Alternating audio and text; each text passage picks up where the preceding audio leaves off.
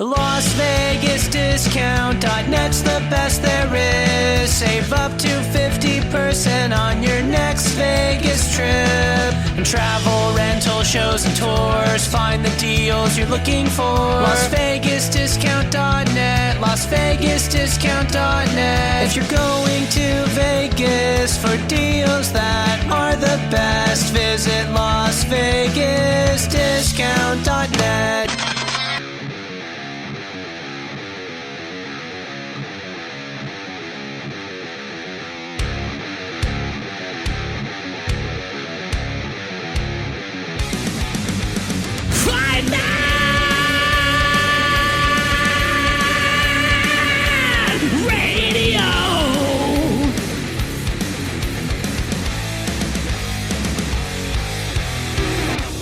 FightNetRadio.com with Andrew and Lee, talking boxing, combat, sports, comedy, football, and everything kick-ass. All on FightNetRadio.com. Fight Net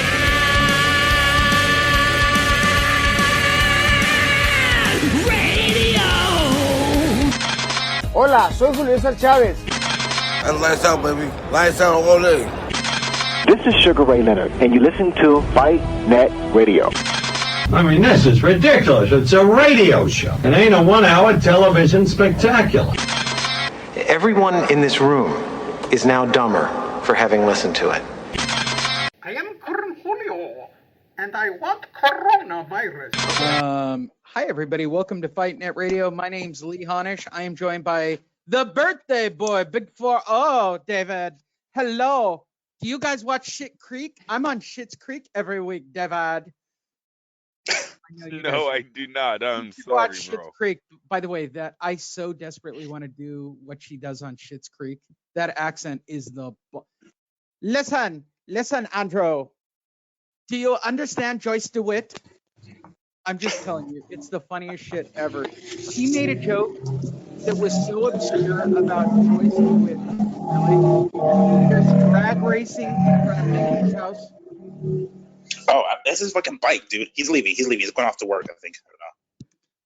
Andrew, it's Andrew's birthday party celebration. Today is Andrew's birthday. Yes, if you figured it out, Andrew and I are both Aries, which means we're both stupid simultaneously. We totally are, bro. If I told you half the stories that happened between 7 and 8 o'clock today, you'd go, and you didn't hit the fucking guy. Why? But Andrew, your first guest for your birthday show is none other than Dan Rayfield. Okay, birthday show. I am Dan Rayfield, and I want to talk boxing and eat a buffet with Andrew, and cake and more cake and more cake. In fact, all the cake ever made. There you go. Enjoy that, Andrew. Dan Rayfield cares about your birthday, bro. Yeah, he cares about my cake. So. Did you get cake last night, bro? What kind of cake did you get? First of all, let's talk chocolate. about Andrew and his birthday. What'd you do? Oh my gosh. Did you get macaroni doodle art? Like, what was the shit that went down, bro? Sprinkles, Hershey. I bought a Hershey's bar at the store that she. You bought your own fucking candy for your birthday? This is sounding like I wanted to get the saddest birthday ever. I wanted to buy some lotto, so I walked to the store and got a Hershey's bar with some lotto tickets and came. Did you win the lotto so that we're all rich right now? No, $6 on a $5 ticket is what I won on one, and then nothing on the $20 ticket. So no, I'm in the hole right now. Fuck, Andrew, how are we ever gonna be the heavyweight, cruiserweight, and lightweight championship of the world? Like, this is the trilogy. Hey, you gotta put more money. Put more money in, Andrew. That's what I'm saying. Well, I had $10. I had $10 on the Super Lotto also. Didn't win shit on that one. So. Oh damn. Migs, my birthday luck was not there. No. Actually, so I will tell you the gayest thing I ever did, Andrew, so you don't feel bad. Oh, here we go. Confession time. No, well, I was at the casino with my, as Andrew would refer to it, with my lady, and we did 12, whatever it was, right? Whatever, 2-2 at 222. Like, I did all the numbers correct. And I said, go play the most expensive slot machine. We're going to win because it's 2-2. And we found a machine that was 222 like I did the whole thing, right? Am I right? I'm looking at her. It was 222, right? So it was 2-2 at 222, and we found machine 222. I'm like, this is it. We're gonna hit the jackpot and win like $5 bazillion. Play all the money. And by the way, Oh my god. Oh jeez. what the fuck? Sounds like you live on an airport, bro. And Dude, that makes it funny. It's in North Las Vegas. It's like a private airport. Seriously, this fucking guy No next doubt. to me, All right. he wakes up everybody with his damn bike. Jesus. So Andrew Miggs, I literally did 222 at 222 on machine 222. I'm like, we're gonna win, and we lost all the money. But I will say this for the record: the sex was phenomenal afterwards because she drank 222 shots. Because I said she needed 222 shots because she clearly needs hazard pay and alcohol to have sex with me. I'm just saying that out loud. Hi, everyone. Welcome to Fight Net Radio. My name's Lee Honish. That's Andrew Labouche. He is 40. Andrew, are you prepared to take a Billy Wright punch on your 40th birthday? No, sir. Andrew, you're just saying that because 40. you realize my ego loves the fact that you say at 40 you wouldn't take that punch. You Nope. realize that. Yeah. Come on, bro. You can do it. You could do it. Natalia's, what about Chuck Natalia's Liddell? what? Can you Chuck 11 Liddell months right now? No, I'm good. I can arrange Chuck Liddell for your 40th. Oof. How about a Randy Couture body shot, Please. Andrew? No, I wouldn't be scared of that. Lee, a Randy Couture body shot. Come on. What are you talking about? I think you're underthinking that, by the way. Nah, He did go toe to toe with fist, maybe. Brock Get a hammer. Lesnar. Yeah. Andrew is 40. It is his birthday show. So guess what? Our special guest today will be none other than Oscar De La Hoya, co-watching the fight with Andrew, who promised to, one, sing happy birthday, and number two, not threaten to kill Andrew and all of his offspring.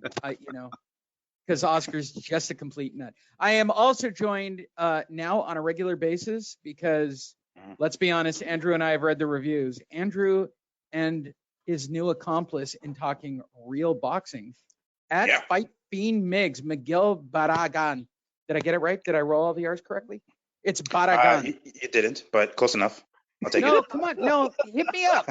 Did I get it wrong? First, like, I'm looking at my woman. Like, did I get it wrong? It's Barragan. There you go.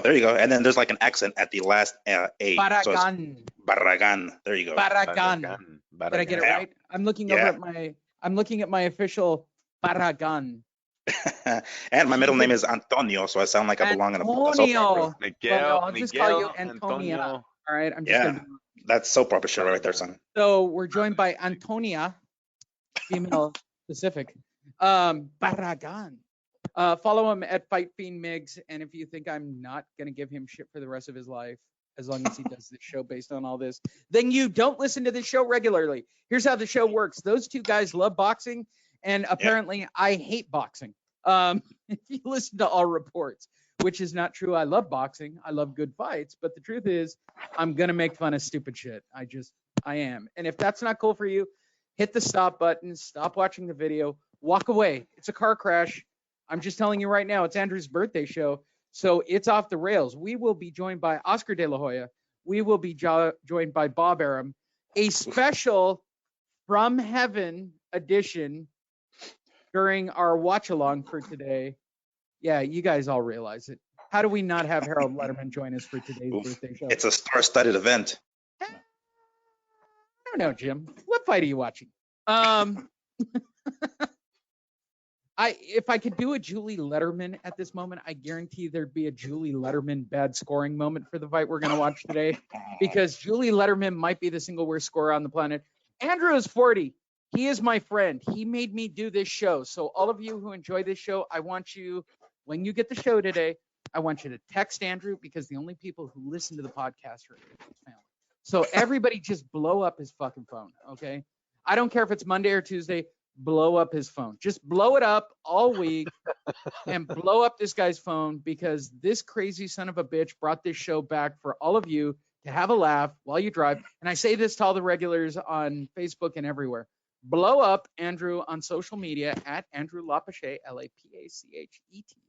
Because he's my boy. He's the one who brought the show back. I would have been in hiding. Would I not still be in hiding if it wasn't for you, Andrew?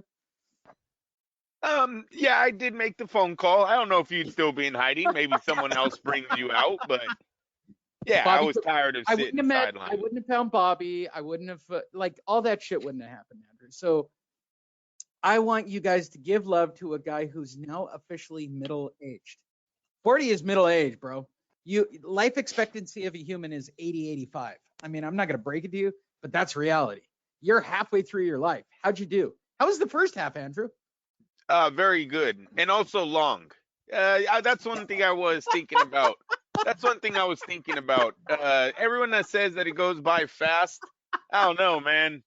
There's a lot of different chapters from 20, the first 40 years, but even from 20 to 40, a lot of chapters in there. So All no, right, it was we long. rarely talk about you, and we do have a lot of your family, and we have regular listeners and video watchers. But the truth is, you literally married your high school sweetheart. Like, you really did the deed, and you've really had a family, and you've really never broken up. You've really never been apart, and you really have a big family, correct? Yeah. Well, we haven't broken. Yeah. Yes. We've had. There was no time. breakups. Was there Can't- ever I'm not time? gonna Wait, lie. hold, Everyone by the wants to way, call me was a there liar. ever time apart? Yeah, of course there was. Of course okay. there was. All right. But literally, you met her. How old were you when you met her? 16. 1996. Oh my God. Holy You were shit. 16. Yee. So I don't want to be a dick about this because I know your family listens. Just That means please that please do. Well, I'm going to because Okay. it's his birthday. Why would I not roast him? So the only outside vagina you've ever seen in your entire life was during those breakups, which means maybe one or like you literally, by the way, I'm not being a dick. Andrew's only had sex with maybe tops 5 women, tops, based on my math. That what? Yeah. By the way, did you not hear my lady in the background going impressive? By the way, that's every woman's fantasy, which is, yeah, that's a good number. I can live with that. Not only are you gonna get me in trouble, you're gonna get yourself in trouble. No, I'm the already break. in trouble because Yeah, she don't like that conversation at all. You know what? You stayed with the one you liked the most, Andrew. You picked Oh my the wing God. pony. Wait, it's your birthday. My- And I'm going to say this about your wife, Christina, because we don't talk enough about her. She is an amazing woman who deals with a big pile of shit in regards to you. She's a good woman. Jesus. All right. Gotta lay it thick. Gotta lay it thick. Did you think you were going to get a bye on your birthday, Andrew? Like, did you think you were going to the second round? The truth is, Christina makes Andrew great. Shout out to Christina, Christina's family. The reality is, Andrew is a great man because of a great woman. There you go, Andrew. Yeah, you there did you it right. go. Okay. And that's the truth. Tell me I'm wrong. I'm not. By the way, you shouldn't. Trying to move on. Bro, I did that right. And shout out to Christina. Why didn't you get him a cake, sister? I mean, what are you doing? Like, I feel like I should go on Facebook. We don't want right cakes from the bakery. You don't want now. anything No, she can out. make it. Go to the Dollar Tree and get We it. did make one, you dork. They Did the made kids- me one. I told The you kids that. Yeah, but it You sounds like asked you're me. not. I said it was chocolate. All right, I'm gonna let it go. I got a Baskin Robbins cake, Andrew. Who the I mean, fuck? I had to buy. I had to buy my own Baskin Robbins cake, but I got a Baskin Robbins cake. I had vanilla ice cream and chocolate cake with Hershey shavings and sprinkles. So suck it, bro. I'm good. Yeah, no, And a you large killed it. glass of Did the milk. kids decorate it? Yeah, of course they did. And My daughter. was it totally horrible? Come on, be honest. No, my daughter They don't actually listen. likes. They don't She listen. likes the baking shows. No, it was not. Actually, I have a picture. Now Oh that my you're talking God, so much no, shit, wait, hold I'm on, gonna send hold on, you a hold on, photo hold on, now, you hold on. guys, because Hold on, I want to see hold this on. now. I want to All see right, this. send it to my mail account. I'll open it up. But Andrew, your oldest daughter is into the British baking show. I don't know if it's British. There's so many of them. Yeah, Lee. it's the British baking show on Netflix. By the way, Andrew, here's how connected we are. Do you want to know the number one thing my 15-year-old daughter, about to be 16-year-old daughter, watches literally every day of lockdown? Baking shows. And for those of you keeping score, Andrew and I seem to have a daughter that are both into baking shows and are both on the flag team. By the way, we're 2 for 2, Andrew. We're 2 for 2. Our daughters are much more alike, shockingly, than I actually ever imagined at this moment. It's actually kind of weird. My daughter, for my birthday, made me a lasagna, not a cake. That's how much my daughter knows me. Hi, everyone. Welcome to Fight Net Radio. That's bonus content for the podcast people. That's Andrew Lapachet. It's his 40th birthday. That's at Fight Fiend Migs, Miguel Barragan. Yeah. Just gave me a lesson on it. My name's Lee Honish. We are here to amuse ourselves and talk boxing for the next hour and a half or so, maybe 2 hours. We'll see how it goes. But the reality, really, you sent it via text, Andrew. Oh, my God. X10? What is X10? You're a dork. You see the 4 candles? Okay, I thought, yeah, I get it. 4 times 10. And then the 2 pinks is for the girls and the 2 blues is for the boys. Look at that. You know what? I'm going to tell you what's funny. How many of us have been on Facebook and seen the 3 sneakers times 2 candles times 2 socks equals 10? Oh, yeah. So if 2 socks plus 4 sneakers is 30, what is 4 sneakers, 2 shoestrings? And by the way, that's your cake, Andrew. 4 candles with an X and a 10 is equal to 40. If there's a cake with 5 candles, Can't put 40 freaking candles, Lee. By the way, at 52, Andrew, I even told this to my lady. I'm like, just buy like a half dozen. Like, that's more than enough. Just, I don't want numbers. I don't want to see anything. Yeah, just for the sake of having candles. candles on the cake. Yeah, just put a candle. Like, basically, I have coronavirus anyway, so just, they closed my beach, by the way, last So you can't blow them all out. Here's a shout out to everybody. Oceanside is closed. I'm so happy. I can't even contain myself at this moment. They closed my beach last night, Andrew. It's official. It is a closed beach. It scared me so much I had to talk to the cops. I'm like a dog that when it all goes silent, I flipped out and like literally ran down to the strand and I'm like, oh my God, they closed it. It's for real. This is Fight Net Radio. We talk boxing, we talk politics, we talk Andrew's birthday, we talk my birthday. Miguel, when's your birthday so we can give you a hard time on your birthday? We just missed it, actually. It was early March, so I'm a Pisces. It was right before the lockdown. No, I don't want to break it to everybody. Tune in next week when Julio Cesar Chavez joins us for Miggs's belated birthday, and we'll be watching Chavez versus Taylor and talking about Miggs's birthday that we missed. You got to have a birthday show.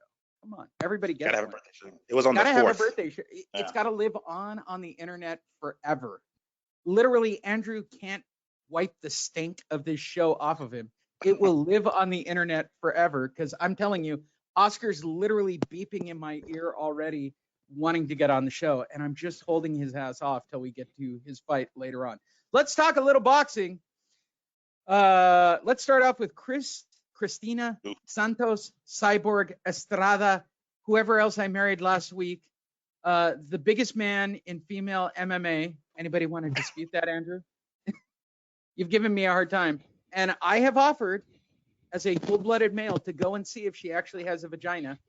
She has not taken me up on it, but she has offered to knock me out. And if you know history correctly, she knocked out Aaron True, who I fought in the cage as well. So I want to be next up. I want sloppy seconds on Christina Santos Cyborg. I don't think she's Santos anymore, right? She got rid of the other Cyborg. So I guess she's just Chris Cyborg, non-Santos. And for those of you who don't know, she was married to a guy. Or something. It was Santos. She was a Santos. Okay. I'm quite positive of it. And then she just. Oh yeah, she was. Yeah. Yeah. Mm-hmm. Oh well. She is a living, breathing man and MMA legend who have paved the way. By the way, I'm not just being a dick. It's written on the page, right? You guys are seeing it. She is a living, breathing man and MMA legend who paved the way for men in the women's division of mixed martial art. But her next fight, well, it ain't going to be in the cage. By the way, now I'm reading it word for word. But her next fight, well, it ain't going to be in a cage. Who writes this? Like, where did this happen at TMZ where they went, yeah, use the word ain't. Yeah, and gonna. Ain't. Cause, Oh my God. Because she wants to box. Happy birthday, That's not Andrew. good. I know you love it when I read a story like this. Yes. Oh my God. Apparently, I am moving out directly behind me. My girlfriend is just literally packing up my place and just throwing my shit out and keeping the beach Taking it to for the curb. herself. Well, she's on Those were your comments lockdown. earlier. Well, now the truth is she's going to be on lockdown and she's decided she's taking my place and all my shit's got to go. That's what you heard. That was hilarious. Like literally that shit was hilarious. TMZ Sports talked to the 34-year-old Bellator featherweight champion, the only fighter. What is this? That's not a thing. ... is What, not a thing. A double hyphen? Is that a double hyphen? It's a double hyphen. So technically it should read the featherweight champ. Did I do it right? That's fucking nutty. The only fighter in history to hold titles in 4 major men's and women's MMA promotions: UFC, Bellator, Strikeforce, and Invicta FC, which is technically UFC. Invicta, Andrew, is technically UFC, but yeah. Oh wait, it's on the it's a fight pass. double hyphen again. Oh, FC. And when asked Justino who she planned to beat up next, her answer was surprising. I'm training a lot in boxing now. I was thinking about maybe I do my next fight in boxing. By the way, she doesn't talk like she doesn't know English. I've actually missed her. There's no way they got this right, Andrew. Andrew, I'm not being a jerk this time. I'm telling you, this is not how Cyborg talks. She is actually an eloquent man. She can talk really well, and she likes thugs from jail with big tattoos on their necks. I'm just saying it out loud. I'm training a lot in boxing now, correct? I was thinking about maybe I do. Maybe who says that? Even people who don't know English say maybe I do. Like, what, did she just walk over the Brazilian border last week? Maybe I do my next fight in boxing. Shame on you, TMZ. Shame on you. She doesn't talk like that. All right, Andrew. This is where I'm going to let you have your birthday jag about Chris Santos, Cyborg, the man, the myth, the legend. Go ahead. There's no jag here. It's all about you and there's no jag. Men fighting. She wants to get paid. Boxing. She wants to fight Floyd Mayweather, I'm sure. No, I think it's she wants Clarissa Shields. You see, Clarissa Shields was talking about big money versus Layla Ali, that she can get like $5 million to fight Layla Ali. Well, what happens if Chris Cyborg, one of the biggest MMA fighters, steps in a ring to fight Clarissa Shields? Can they make $1 million? I mean, they make $1 million. They've, done 100 times more than what she made in the MMA. So that's what it's all about. There's no beef here. I know what she's doing. She's doing the same thing they all try to do. Boxing's dying, but they sure love getting in this fucking ring. I'll tell you that. Go ahead. It's a spectacle. It's all a spectacle. That's what they're trying to aim for. Hey, Andrew. Hey, happy birthday. You want to find out if I have you want to find out if I have a vagina, Andrew? No, I don't. Thank you. Thank you for offering. All right, keep track, Migs. Let's see how many voices I can do for the birthday show. Okay. There's one. Yeah, that's all there is to say about Cyborg. Shannon Briggs is gone bat wacky shit crazy, but we knew that. You didn't even throw it to Migs. Miguel, you don't have anything on the Cyborg? Jesus. My only thing is what weight will it be? Like, we know Cyborg is huge as fuck, and she's probably if they're gonna make it at a catch weight or something, because Shields is pretty big, like she's bulky as fuck too. So I mean, what, 154, 160, which is way higher than fucking what Cyborg fights at. But I'm sure during her walk around weight is up there anyway, so she probably isn't gonna have to cut any weight. Her walk around weight, I don't want to break it to anybody because I know Chris pretty well, right? She beat up Aaron after I beat him up. Chris's actual weight is 240 pounds. And her name is Steve, technically. But we don't talk about that outside of the gym.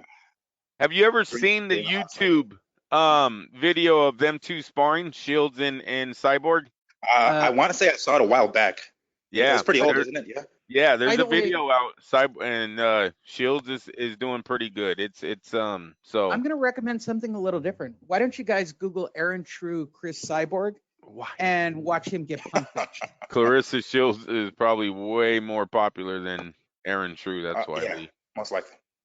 Sadly, the only time Aaron True got videos is when I decided that I needed to get a hold of him. Sadly, and by the way, when I wanted to make the fight in March, even the promoter went, I can't dispute you're one of the most watched videos. I said, yeah, that's not a good thing. Happy birthday, Andrew, by the way. Oscar is still beeping me in the ear. He is ready to go for the watch along for your birthday. Like he's so excited to watch the watch along that he can't contain himself. And joining us from heaven will be Harold Letterman.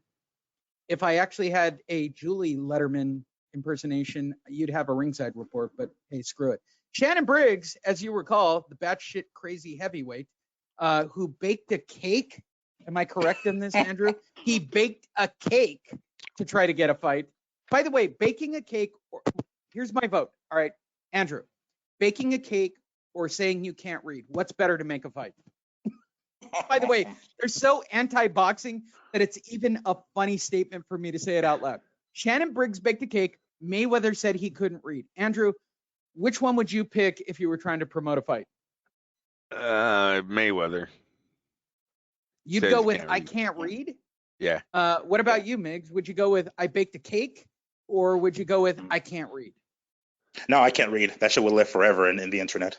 And he actually blew it. He actually blew it again. Did you see Mayweather's video this week? Yeah. Oh, no, I didn't. We'll go back to it. It's on Facebook. Right. Andrew posted it. I'll put it up. And I'm going to say you're both wrong because it's answer C. It's Billy Joe Saunders with a crack pipe trying to get laid for crack and his buddy videotaping and posting it. Come on. That's by far way better. Well, they were all smoking crack at the time. We got to understand. They weren't in the quite right frame of mind. Yeah. By the way, and answer 1A, I would have accepted this as your answer. Being high on ecstasy outside of the club and practicing your footwork in front of your garage at 6 a.m. Like Chavez Jr. I can almost guarantee you Shannon Briggs will be the heavyweight bare knuckle fighting champion at 48 years old. Can guarantee you.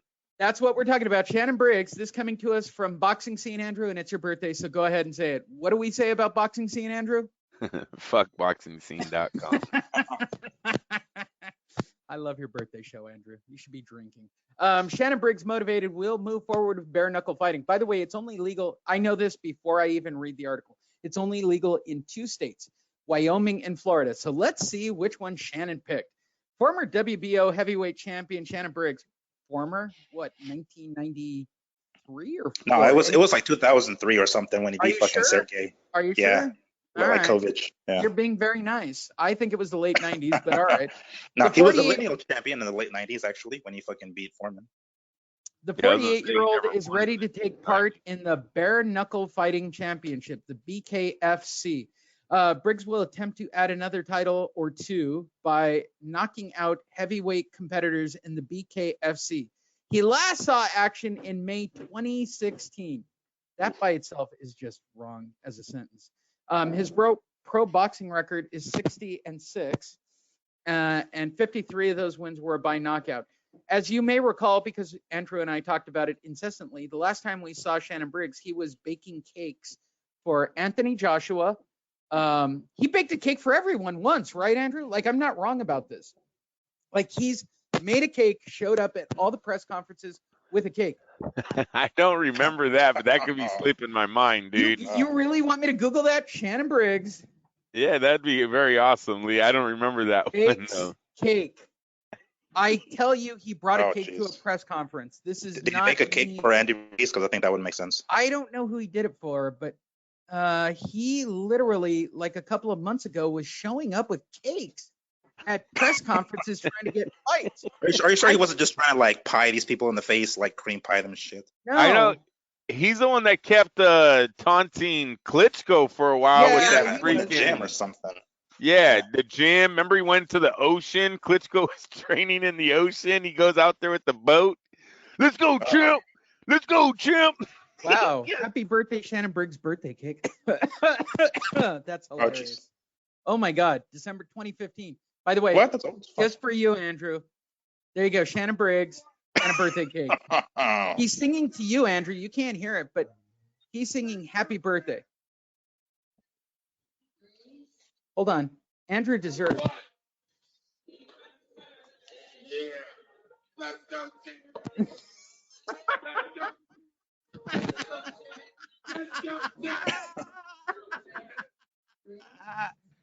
Best birthday show ever, Andrew. I'm just telling you right now. I'm telling you, this fucking nitwit, I feel like it's under images. Like, I can find this. Yeah, he was like showing up at like weigh-ins with sheet cakes, trying to get people to fight him. Like, this isn't something I made up in my brain. This really happened, but I think it was last year where his whole plan was to show up with a cake and threaten people.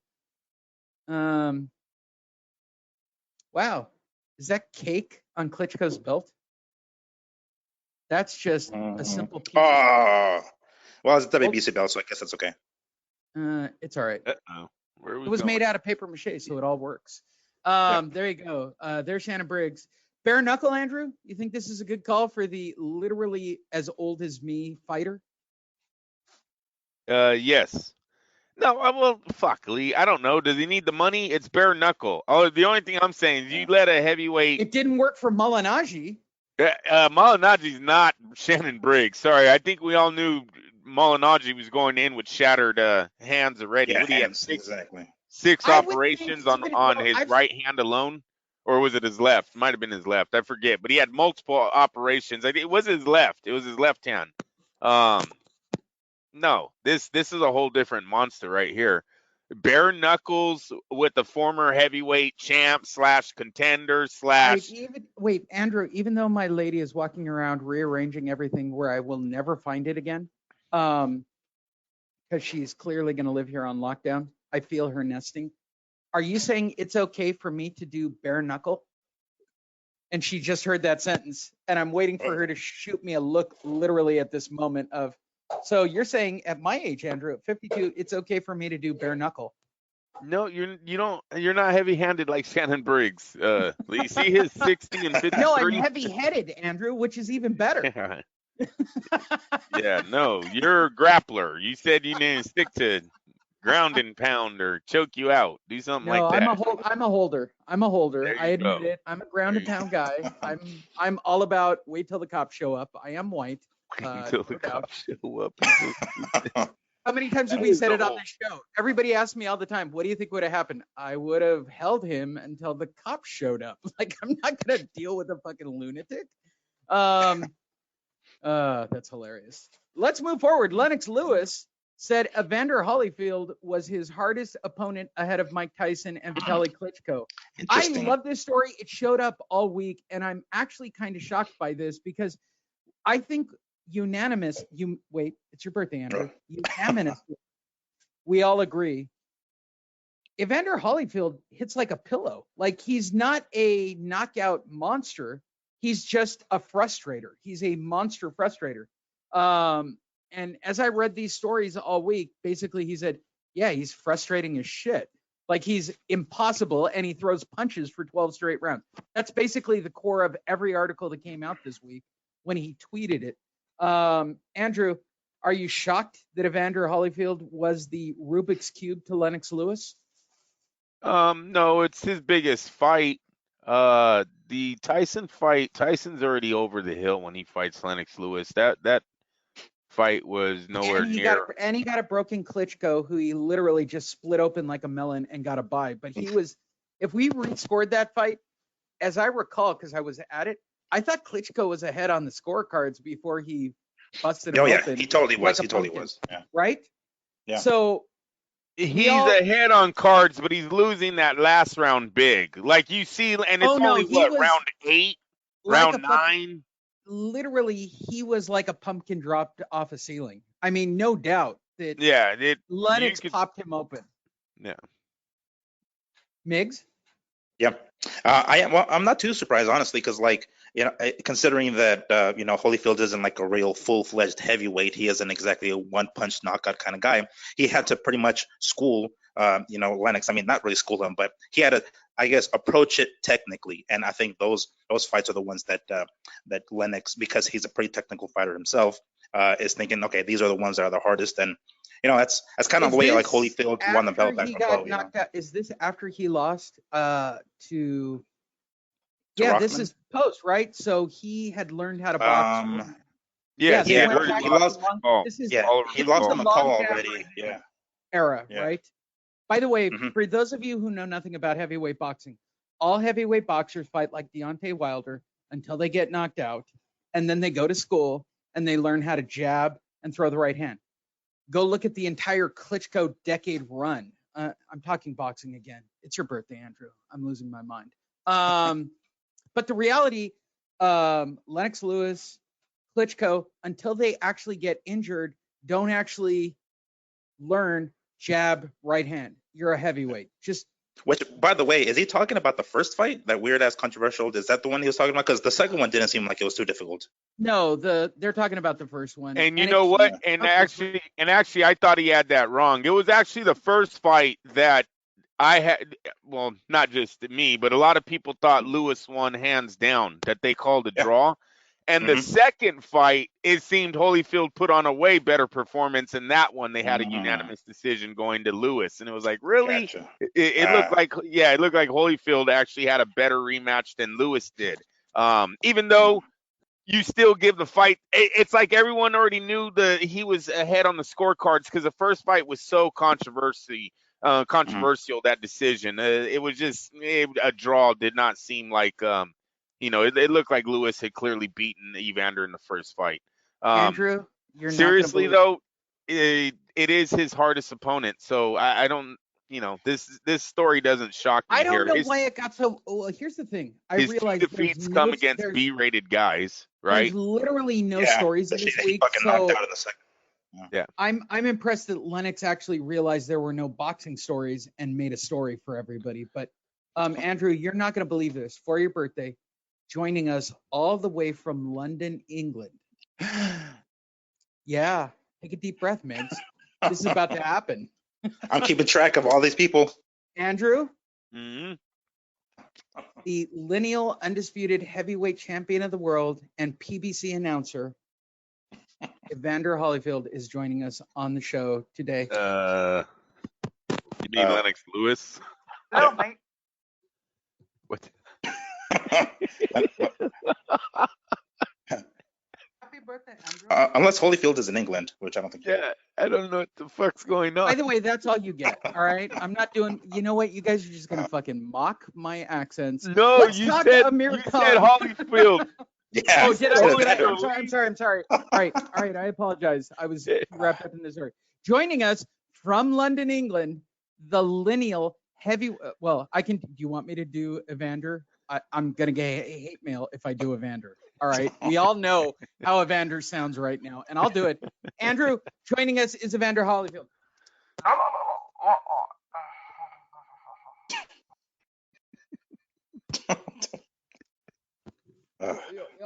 Well, when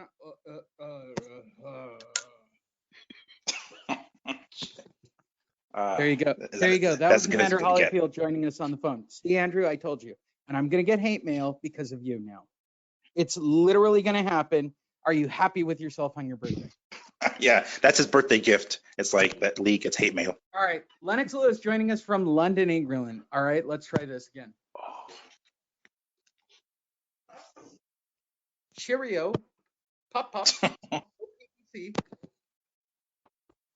I don't know what they say. And I know I'm going to get an email from our European correspondent who's going to go, what the fuck did you just say? And let me reiterate, I said, pip, pip, cheerio. All right. Amir Khan looking for any kind of publicity.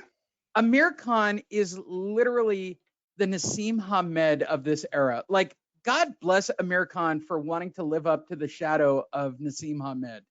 The only English guys from another country who seem to live in England, talk with an English accent, and suck at boxing. And by the way, if you're a Nassim Hamed fan, fuck you. He got his ass kicked. All right? Burr took care of that for all of us on his magic carpet ride to the ring. Former world champion Amir Khan, who sucks balls, has put together a series of videos that are raising a lot of eyebrows. According to Khan, he believes the COVID-19 coronavirus did not originate in China. No, really? while you were going to medical school to be a boxer, asshole? What are you talking about? Like I don't even want to read the rest of the story, Andrew, because I'm just going to get mad. There's a fucking boxer talking medical. He was watching YouTube. You and I both know this. And YouTube. Yeah, you've seen it on a YouTube video. I literally have a doctor mother. Okay, my mom is literally a PhD in nursing management. She's a legit doctor mom. This is going to make me fucking crazy. I'm just saying it from the outstretch from everybody. God help you at Boxing Scene. If there is a spelling or a typo in this story, I'm going to eat your ass alive. Happy birthday, Andrew. This is the shit you live for. According to Khan, he believes the COVID-19 coronavirus did not originate in China and the entire pandemic. Oh my God, what a fucking run-on sentence this is. All right, let's just start right there. All right. D- work. Who wrote this?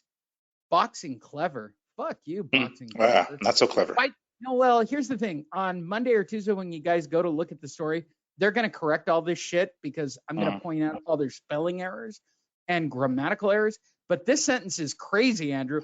According to Khan, he believes the COVID-19 coronavirus did not originate in China and the entire pandemic could be part of some conspiracy to test new 5G communication networks and get rid of a lot of us. What? Please let this be true. Please wait, hold on. I already realized I have the COVID-19 virus. Okay. So God, before I die, wait, hold on. I feel like I need background music for this. I need like ethereal music. God, I know I don't pray often enough, but please let this story be true. Please, I'm praying on the show.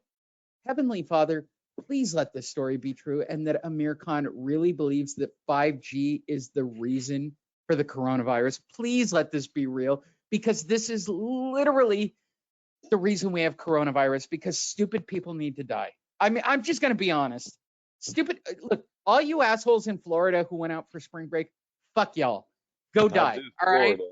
Yeah, they're dumb. They're white people, Andrew. They don't know better. But it ain't just Florida. You said Florida. Dude, it's everywhere. I live on a beach that finally closed last night. 3 weeks into lockdown. So don't just say Florida. It's everywhere. There's a lot of. No, look. By the way, predominant color of the people in Oceanside, white. You know why? White people need to die. I'm just saying it. I know you're going to tell Andrew on Monday that I've got white guilt. I don't. White people are fucking stupid. They got to go. They just got to go.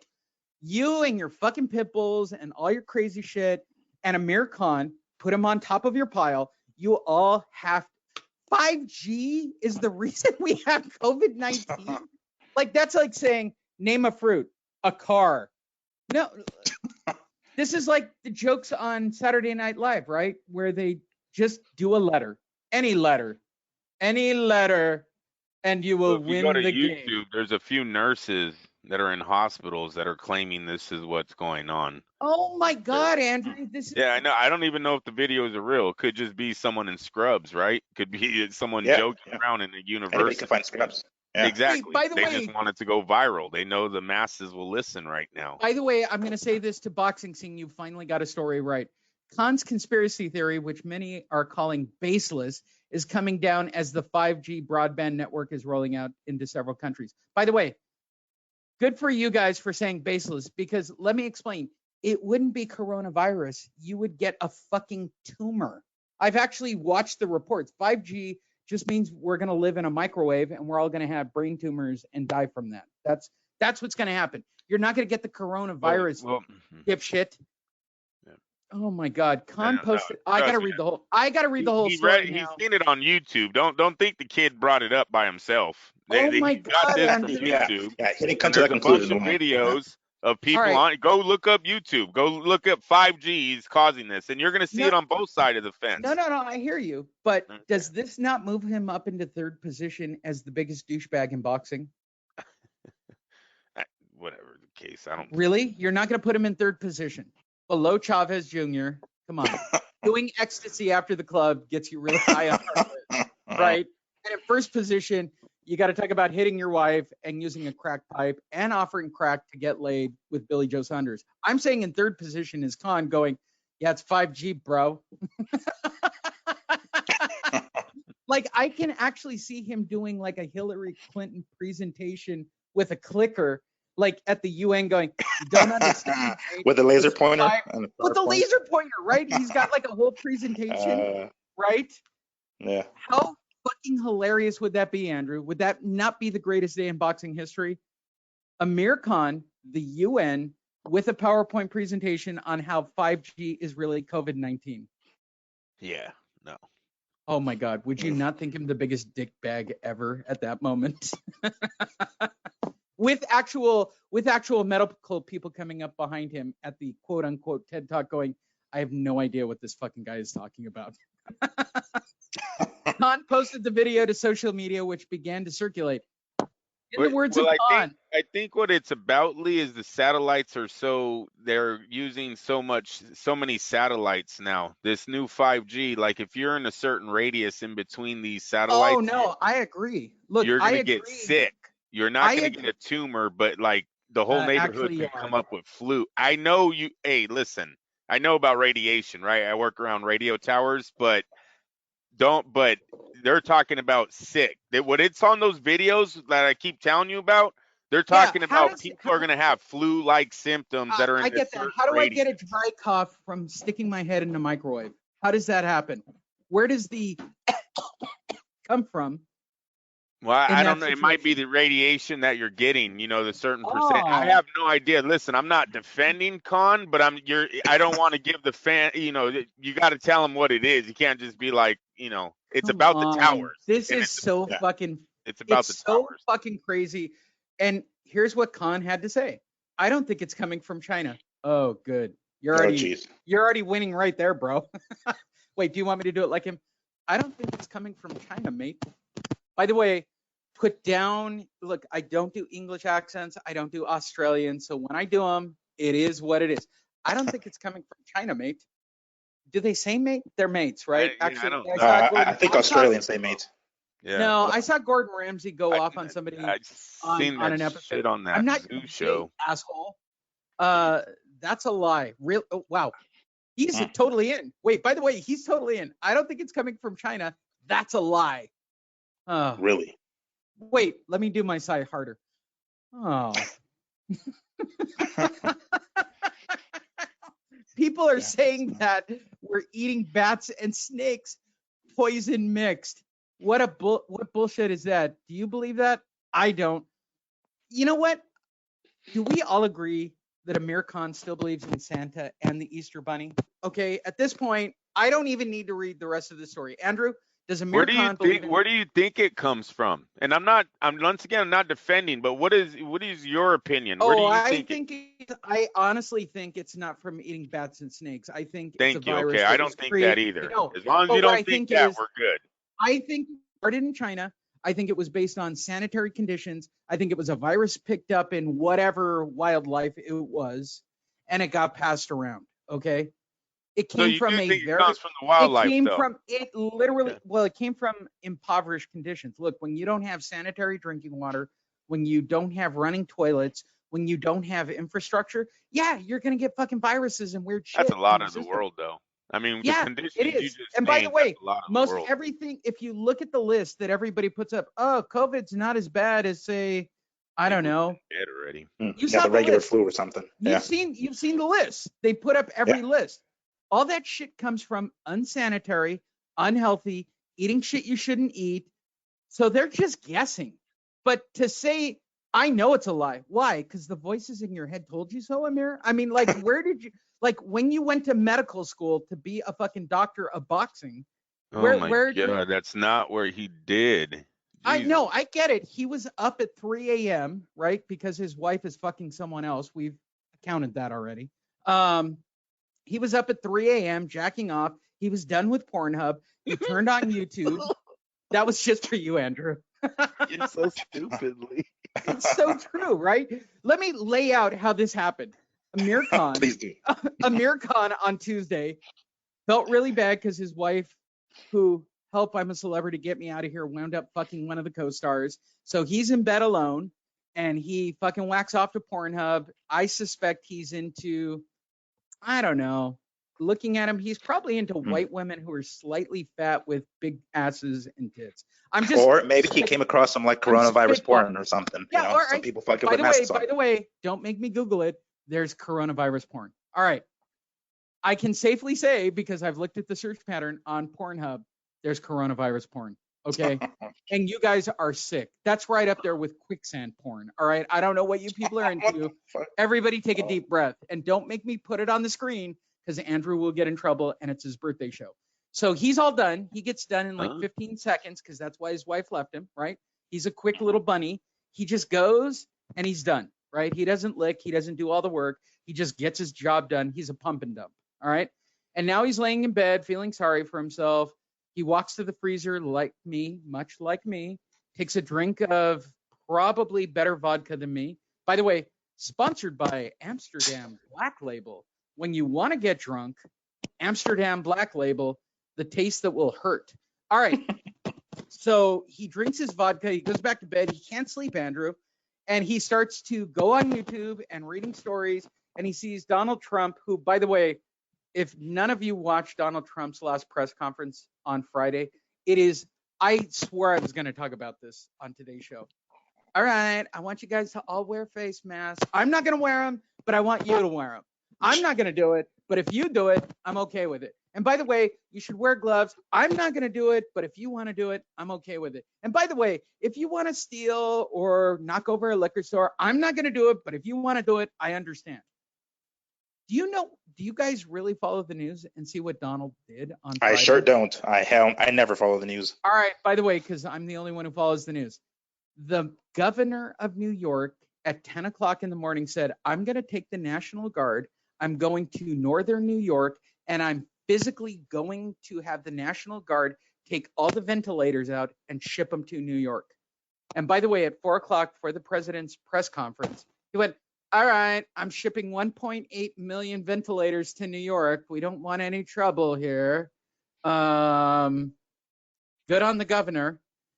Like, basically, that happened in that press conference. He said, New York, best state, the bestest.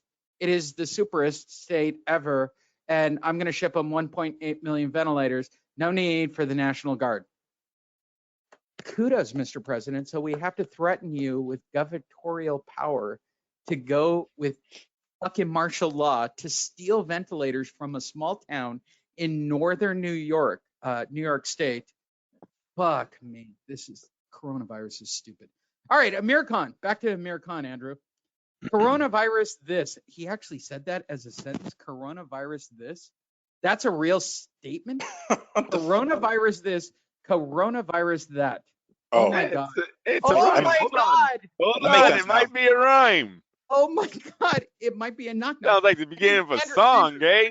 Hold on, Andrew. Knock knock, Andrew. Who's there? Coronavirus this. Coronavirus who?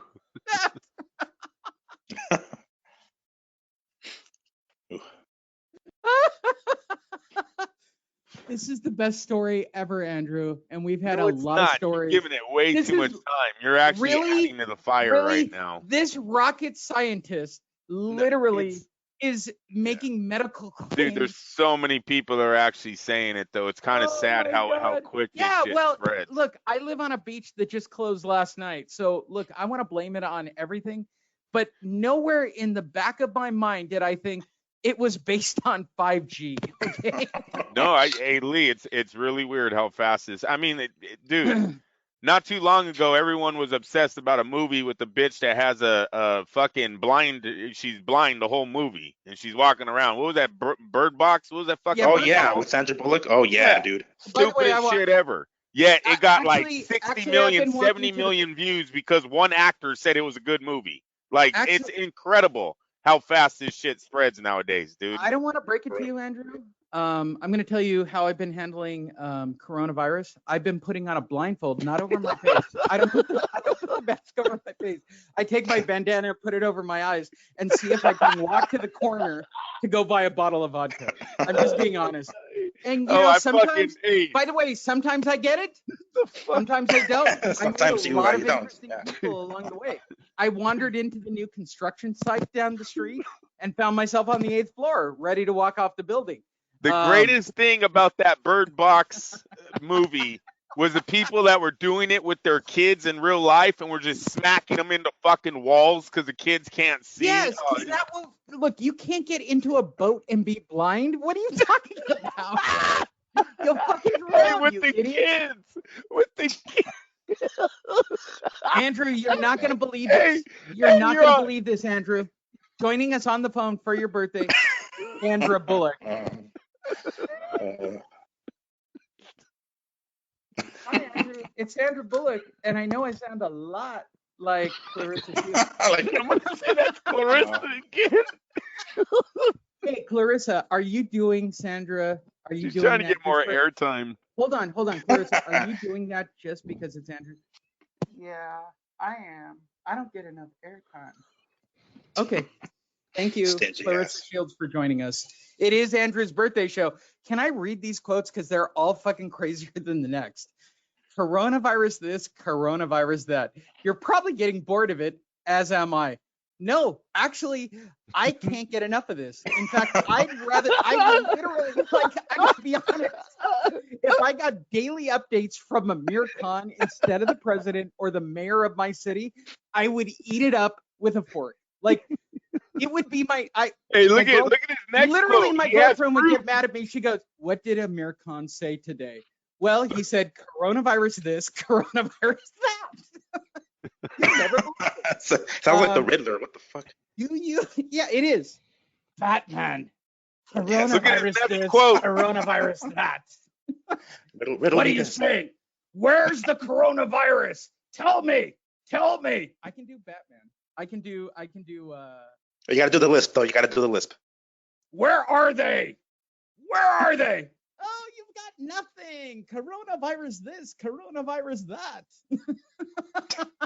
Look at his next quote though. He has Do you proof. not Look, Lee. think He anything has to do- proof. Okay. Oh, there's okay. base. Do There's you base not to think this. it's anything to do with that 5G in the towers that are going up?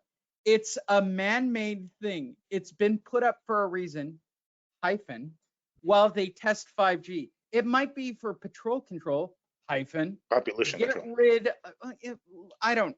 He's fucking crazy. Get rid of a lot of us, especially when they say especially when they say it harms old people, period. Look at these towers at night.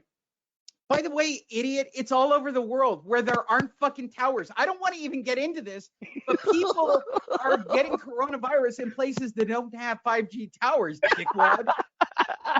You mean that village? You mean that little village in Italy doesn't have a 5G tower? Spain, Italy. I just told my mom this the other week. I go, I guess I'm never going to Italy for the rest of my life. That's rubbed off my shit. You think there's a 5G tower in the middle of Italy, you fucktard? Like, I don't want to break it to anybody. You think that the Chinese government in the middle of Wuhan You gotta has keep a reading. 5G Well, Dude, you gotta keep reading. It gets special. He's about to get Especially really when they say it special. harms old people. Okay, look at these towers at night. They have a lot. There's been a lot put up.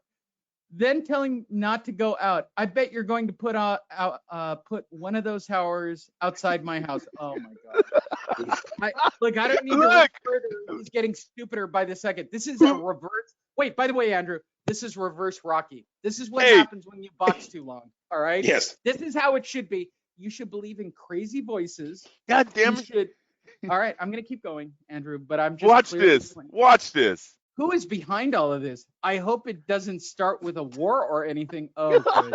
Bravo.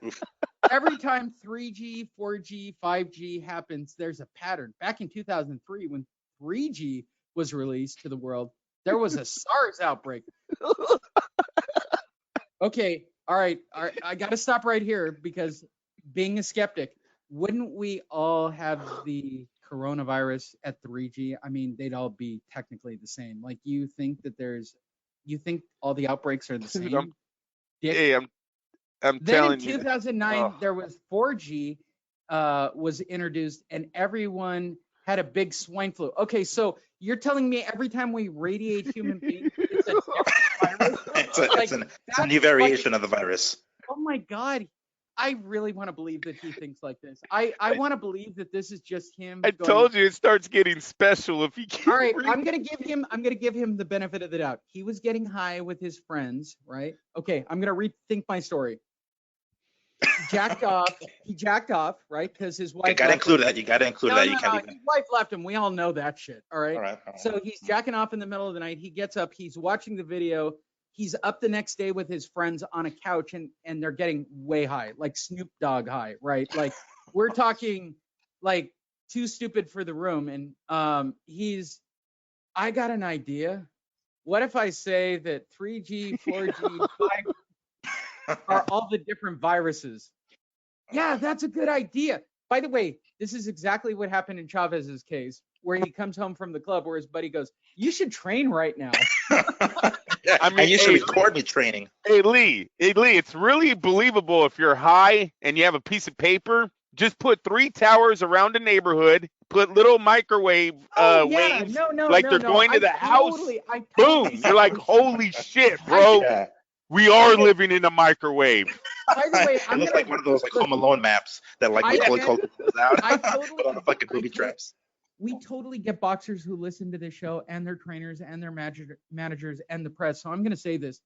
Don't let your fucking fighter get high and like come up with an idea. Like the shit and don't record him for the fucking. I mean, the reality is their brain has been hit against the side wall of their skull. All right. So when they get high, they believe that 3G, 4G, and 5G is the reason for SARS, swine flu, and COVID-19. Like this. And then I like his next sentence. The craziest sentence ever, Andrew. Like I almost want to call my mom and go, "Oh, you're not gonna believe what a fucking fighter said." Read this. Hey, all right. And then look at his next sentence. He admits. Look at that one. They will say he admits. Okay, they will say that Amir Khan has lost his head. Yeah. Actually, Amir, we're doing it right now. Actually, we are. I don't want to break it to you. It's the core of this show. In fact, the title of the show is going to be Amir Khan is the fucking. He moved into #1 position, Andrew. He was actually getting a skate and being below Billy Joe Saunders till this moment. But I'm telling you right now, Amir Khan is fucking crazier than Billy Joe Saunders. Tell me I'm wrong. And then the next comment, they'll probably try to section up. Has taken too many punches to the head. Yeah. Andrew? As far as saying shit off the rails, yes. Criminal wise, no. No. Okay. Let's be. Oh wait. I'm gonna qualify this to put him into #1 position. At least in Billy Joe's case, he thought he was being funny, right? Like he was. Now is it worse, Lee? Here's a slow ball, soft pitch. Is it worse than Manny's homophobic comments a few years ago? Look, Manny hiring death police to go shoot drug addicts with the president. Like there's all kinds of crazy shit happening in the Philippines. I also heard the punishment for staying out after curfew is death in the Philippines. I totally hear you. Okay. In fact, I recommend everybody watching John Oliver, who did a piece on the Philippine president just killing people, which, by the way, Manny wants to do as well because they're either gay or not Philippine, or like in the Philippines, if you're gay or you're not a drug user or you're not even Filipino, you're gonna get shot dealer at night. Like fuck you, you're gonna die. Okay, don't go to the Philippines. You're stupid. But hey, what sucks, Miguel, is they say that some of the guys are like politicians. They throw a fucking sack of coke on them and they whack them right there in the street. All right, I will put Manny and wait, hold on. All right, sprinkle some crack on them. They've been watching Chappelle too much.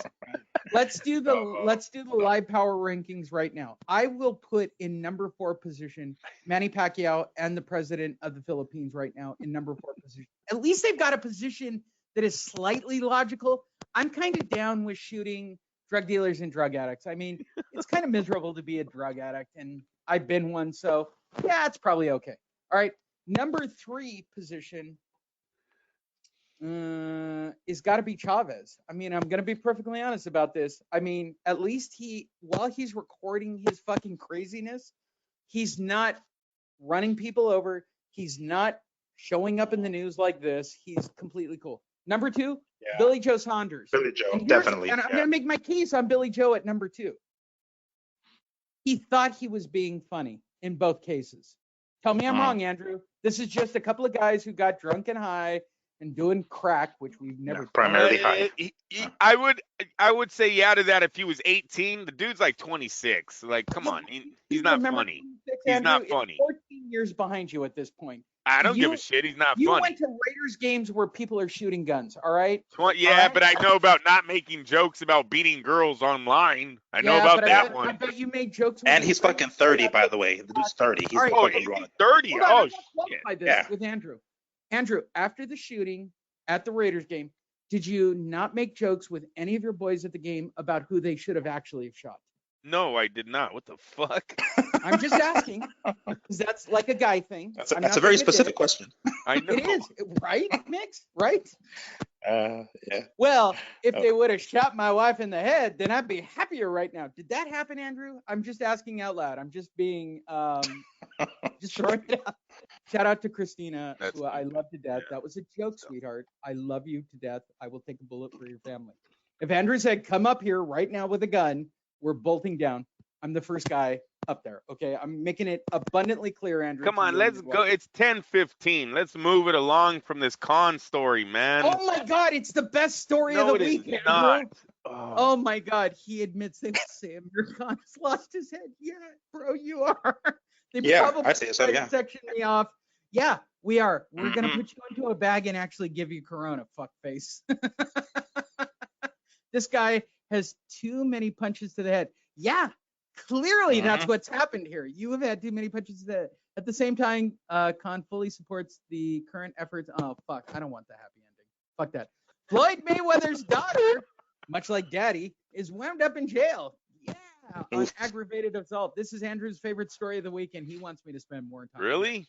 No.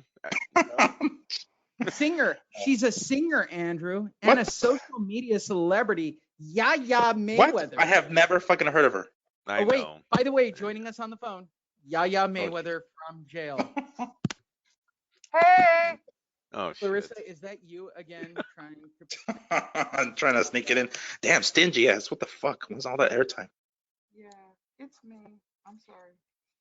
Okay. She's hot. She kind of looks like Floyd. Is that weird? She does. She does. She looks like Floyd. She looks like a cartoon character. I don't know. And by the way, based on everything that's happening in her life, I'm pretty sure you can purchase having sex with Floyd Mayweather in a female version at this moment. And if you're in jail with her, my whole goal for today was to make Andrew laugh as much as humanly possible. And I think I'm doing Oh, a wow. good job. She's only 19.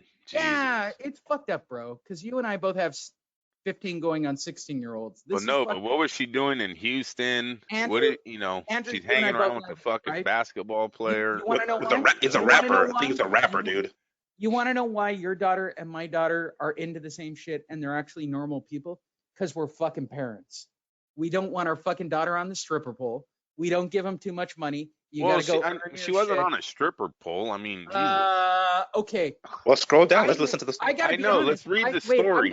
I'm gonna be completely honest. Okay. Aggravated assault with a deadly weapon.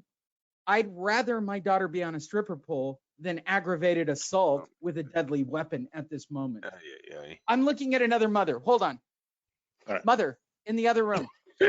Aggravated assault with a deadly weapon or stripper pole. What would you take? Jesus. If your daughter was going to be accused of anything because you failed as a parent, would you take aggravated assault with a deadly weapon or would you take a stripper pole? Okay.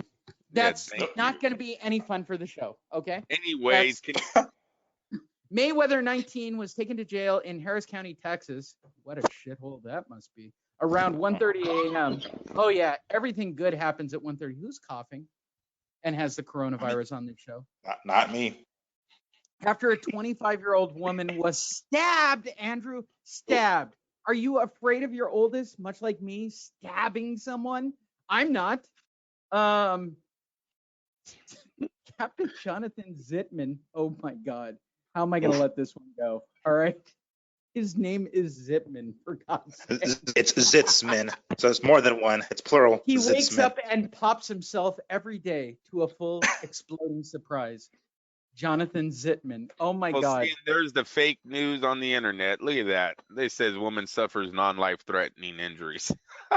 She underwent surgery, he said. Yeah, but I'm still stuck at Zipman. I got to be honest. An altercation between Mayweather, rapper NBA Youngboy. Anybody hear of Youngboy, or am I that far out of the loop?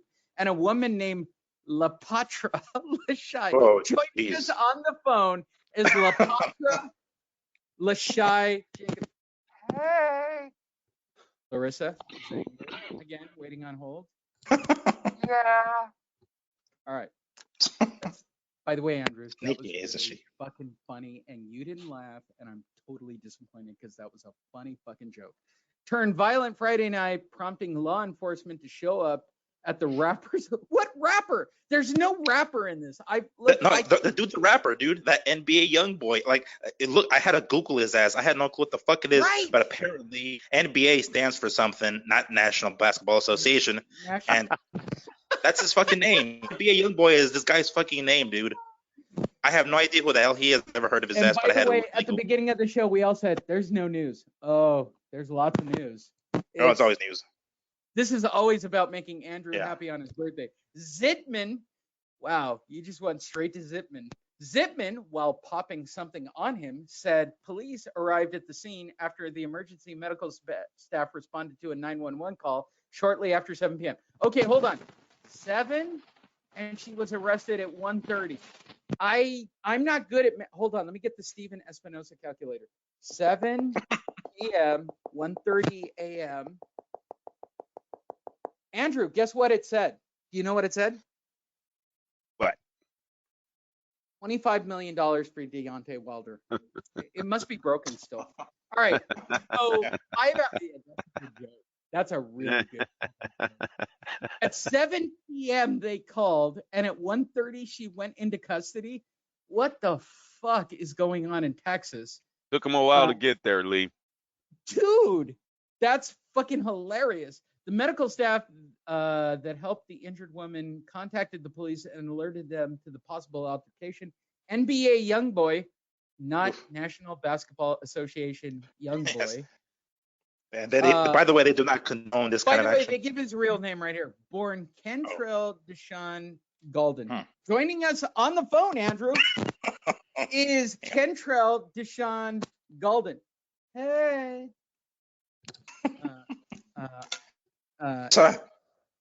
Well, I hate calling her out. You know, she doesn't really have a vagina. I'm trying to be kind to her, but is that you again? Yeah, I'm sorry. That's so funny, Andrew, when you listen back to this on Monday when you go back to work, if that shit doesn't make you fucking crash the car. That time frame. This is literally the best writing I can do for your birthday, Andrew. I'm literally pulling out all the stops for your birthday. Thank you very much. Thank you. That time frame. And by the way, for everybody who doesn't get this, the only reason this show exists, if you enjoy it, is because of Andrew and me wanting to make my friend laugh every Sunday because he wanted to have like 25 kids. So I decided every Sunday morning, I'm going to make this fucker laugh as hard as I humanly can. I just stepped on a toy as he said that too. It's hella funny. Was it Lego? No, it's Gecko from the goddamn, those 3 stupid kids.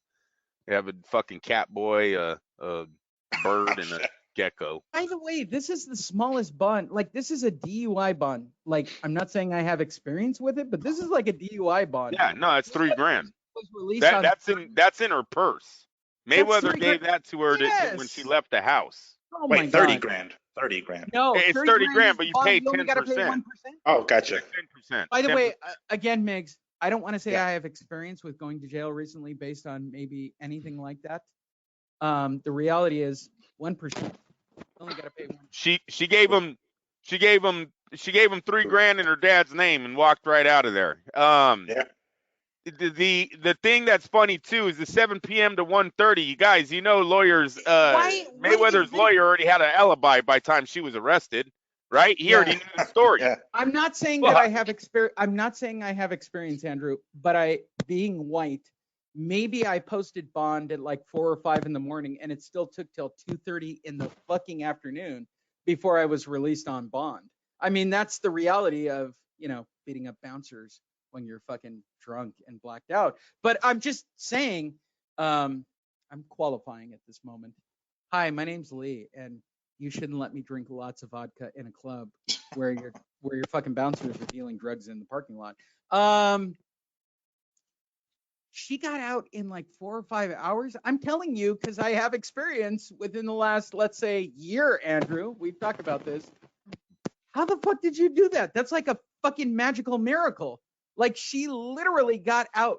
She served like 5 hours, 3 hours. Like, she didn't even see jail. She didn't freeze her ass off. She just fucking, I bet they didn't even take her necklace off. Like, oh, you're Floyd's daughter. Lee, $3,000. I mean, like I said, that was in the bail bondsman's bank account pretty quick there, bro. That's only $3,000. So she might have had that on her. She might have had a check that could write that. You know what I'm saying? All right. So here's the question I have, Andrew. Would you have sex with her and say, "Oh, Floyd, my God, will you stop? She's 19 years old. Will you stop that? Really? Shut up. You're 40. Take it. I don't all right? care. You're kind of weird. This is the problem when you have daughters. All right, you're really ruining the fact that we think we're younger than we actually are. I'm not. Honest. You are. No, mine is age. The current person I'm with, who I love, okay, she's a great woman. She is age appropriate. She might be 19. I'm just saying that out loud, but she's age appropriate. She is legal. And I'm really glad that high school let her out for the entire summer so she can stay here locked up with me and have COVID-19. And people are listening to this going, really? No, dick. She's the same age as me. She has grown kids. Calm down. Do you want to be 19 for the sake of discussion? Or they're saying that's why you always like that Epstein show. Oh my God. Oh, Andrew went there. Zinger. All right, Andrew. She's in trouble. She's in trouble. I don't know how else to say it. Look, she got aggravated assault. Those charges can go up. I believe that's why the bail is set so low, because they're going to get her in the court case. The more court appearances she has, the more money they get from her dad. So they give a fuck about the bail. They'll release her to her daddy, and we'll see you again starting next week. And every other month for about a year and a half. Oh my God. Joining us on the phone is G.O.A.T Maywether's. Are you sure? Oh, hold on. I'm listening to the producer, Andrew, in my headphones. Yeah, it's really okay. I hear you. It's really okay. Hey. Fuck.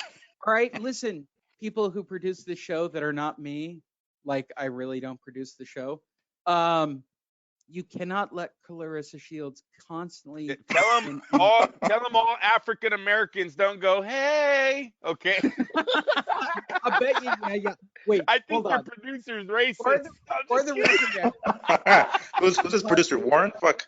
I'm pretty sure that Iyanna G.O.A.T Mayweather goes, hey. Ay. She might not. All right, because she doesn't want to drop. You drop the soap. How does it work in a women's prison? You don't drop the soap like a guy's shower. Like, what happens in a women's shower? Like, you don't bend backwards and expose your vagina. Like, how does that work? Intriguing minds want to know.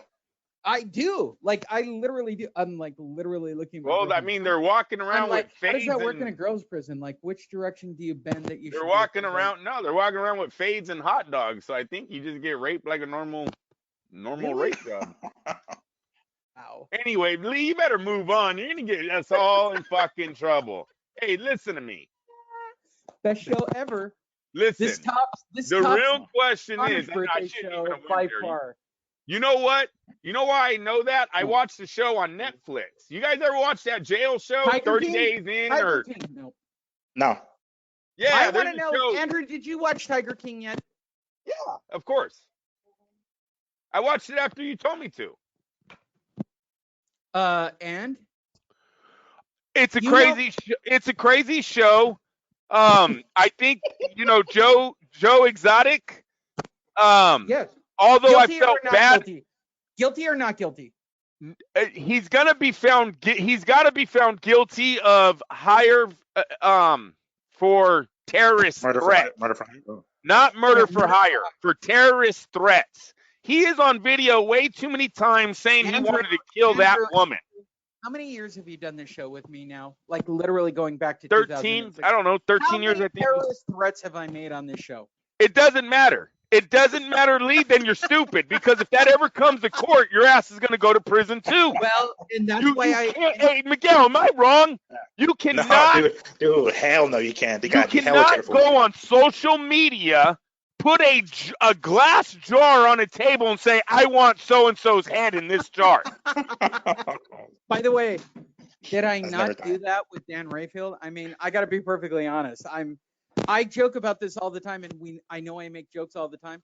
If any of the people that I've ever made jokes about actually die or something crazy happens to them, I am so fucked at this moment. I mean, like literally, we're talking what? We're talking a lot. You're like lot. suspect number one. Miguel, he's 13 texted years me. of comments of me talking shit about other people getting hit by buses, having their head in a jar. Let's just go back to our previous story. Amir Khan, if he gets COVID-19, theoretically, if he gets it, I think he can sue me. I'm not sure, but he probably could. Well, only if you constructed a tower outside of his house. But if you didn't, I think The murder for hire, I thought, was a little far because of the guys that are claiming this. You can't take a bunch of felons and believe the story that they're giving. So I don't think Joe Exotic. I always want to call him Joe Dirt. You guys, I swear to God, He is Joe Dirt. No, he is Joe Dirt. it's the real life Joe He's Dirt. gay. His husband has no teeth. He wears jewelry. I just literally turned my girlfriend onto it, and she goes, "This is fucking crazy." I said, his other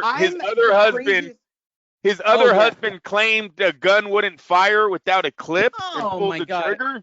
Andrew, That's not good. would we not agree that I had the craziest, most demented mind that you've ever come across in your entire history Yes. of life? Okay, Yes. I couldn't write that story on a bet. I literally could not write that story on a bet.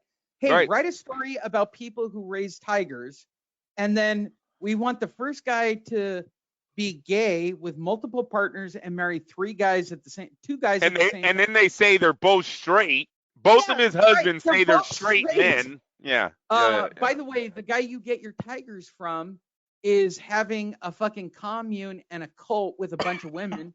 And your nemesis, like it's a fucking Marvel movie, is a woman who killed her fucking husband. If I actually pitch this as a story to Hollywood, right? Like, Yeah.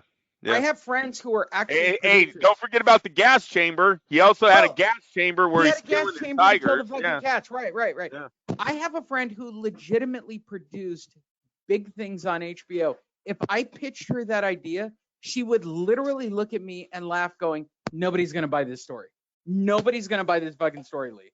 No, I don't care what dialogue you have. I don't care how believable you make it. Nobody's gonna buy this story. You know why this story works? Because it's fucking real." Okay. And they're coming out. They are coming out with bonus episodes, and they are going to look into. I can't wait. Yeah, they are going to look into the literally- disappearance I of. literally cannot wait. And for those of you who listen to the show, if you have not watched it, you are literally the dumbest people on the planet. This story is so dumb and so out there. Like, you can't make this shit up. Like, this guy right here, this fucking guy, he's a gay, multi-married man who owns 300 cats in Oklahoma, which I have family there, Andrew. I've talked about it multiple times. Bad place. It said they have more cats in that neighborhood than there are in the whole world. They had more tigers in America than they do the whole world right now. Oh, yeah. And by the way, for those of you who missed the story, Kim and Kanye are going to get him out of jail. They're not worried about COVID-19. This literally came across my newswire. My girlfriend pointed this out. Kim and Kanye want him out of jail. They went to go see Donald Trump to get his ass out of jail. The murder for hire, they can probably go after that. But the terrorist threats, he's not going to get off on, and that's still going to give him like 10 years. Now, he might already did enough time to serve 10 and get out, but the terrorist threats is real, and he did that. Hey, Oh, yeah, he did that. And so have I. But the reality is, it's obvious I'm doing it in a comedy format, right? Like, I'm obviously looking for the joke, and I'm trying to be funny. He wasn't being funny. I'm going to shoot her in the fucking head. Yeah, he was crazy, man. Listen, bro, it doesn't, like, if I did that shit with Amir Khan, like, I'd have a goddamn lawsuit for crazy, all right? Like, there's nobody who would listen to any of our shows and go, oh, he's just trying to be funny. He's trying to be controversial. Like, I've been on radio. I get how to play the game, which the reality is, it's a joke. Calm the fuck down. Yeah, right? and then Lee, it was really weird. The woman Baskin, how do you say her last name? Carol Bassam or Bass. Yeah. Wait, hold on. I'm looking at. Hey, Miguel, she works for PETA, right? She's like this, supposed to be this. She wants to save the tigers, right? No, every day she has her own zoo. She opens up a zoo. She has people come and look at her tigers too. It's like, what the fuck? She's doing the same thing. Yes, she is. She is. Why would I want to kill her? Hey, look, are you killing her because she's competition? That I can get behind. Exactly. That's what. Yeah, that's. Did you watch it? Wait, by the way, Migs, you've been quiet on this. Have you watched this fucking car crash? Not as entirely. No, I haven't like sat down and watched it like entirely. No. My girlfriend has only made it through 4 episodes, and she's like, "Is this real?" Oh wait, hold up. There's multiple episodes, so it's not just one documentary. Oh my God, it's like 12 episodes. Yeah. It's crazier and crazier. You've got a commune, you've got murder for hire, you've got con artists. Like, this is. I literally had to call my friend who produces shows. I said, "Would you, if somebody pitched The Tiger King as a real movie, would you buy it?" And this is legitimately what she said. No.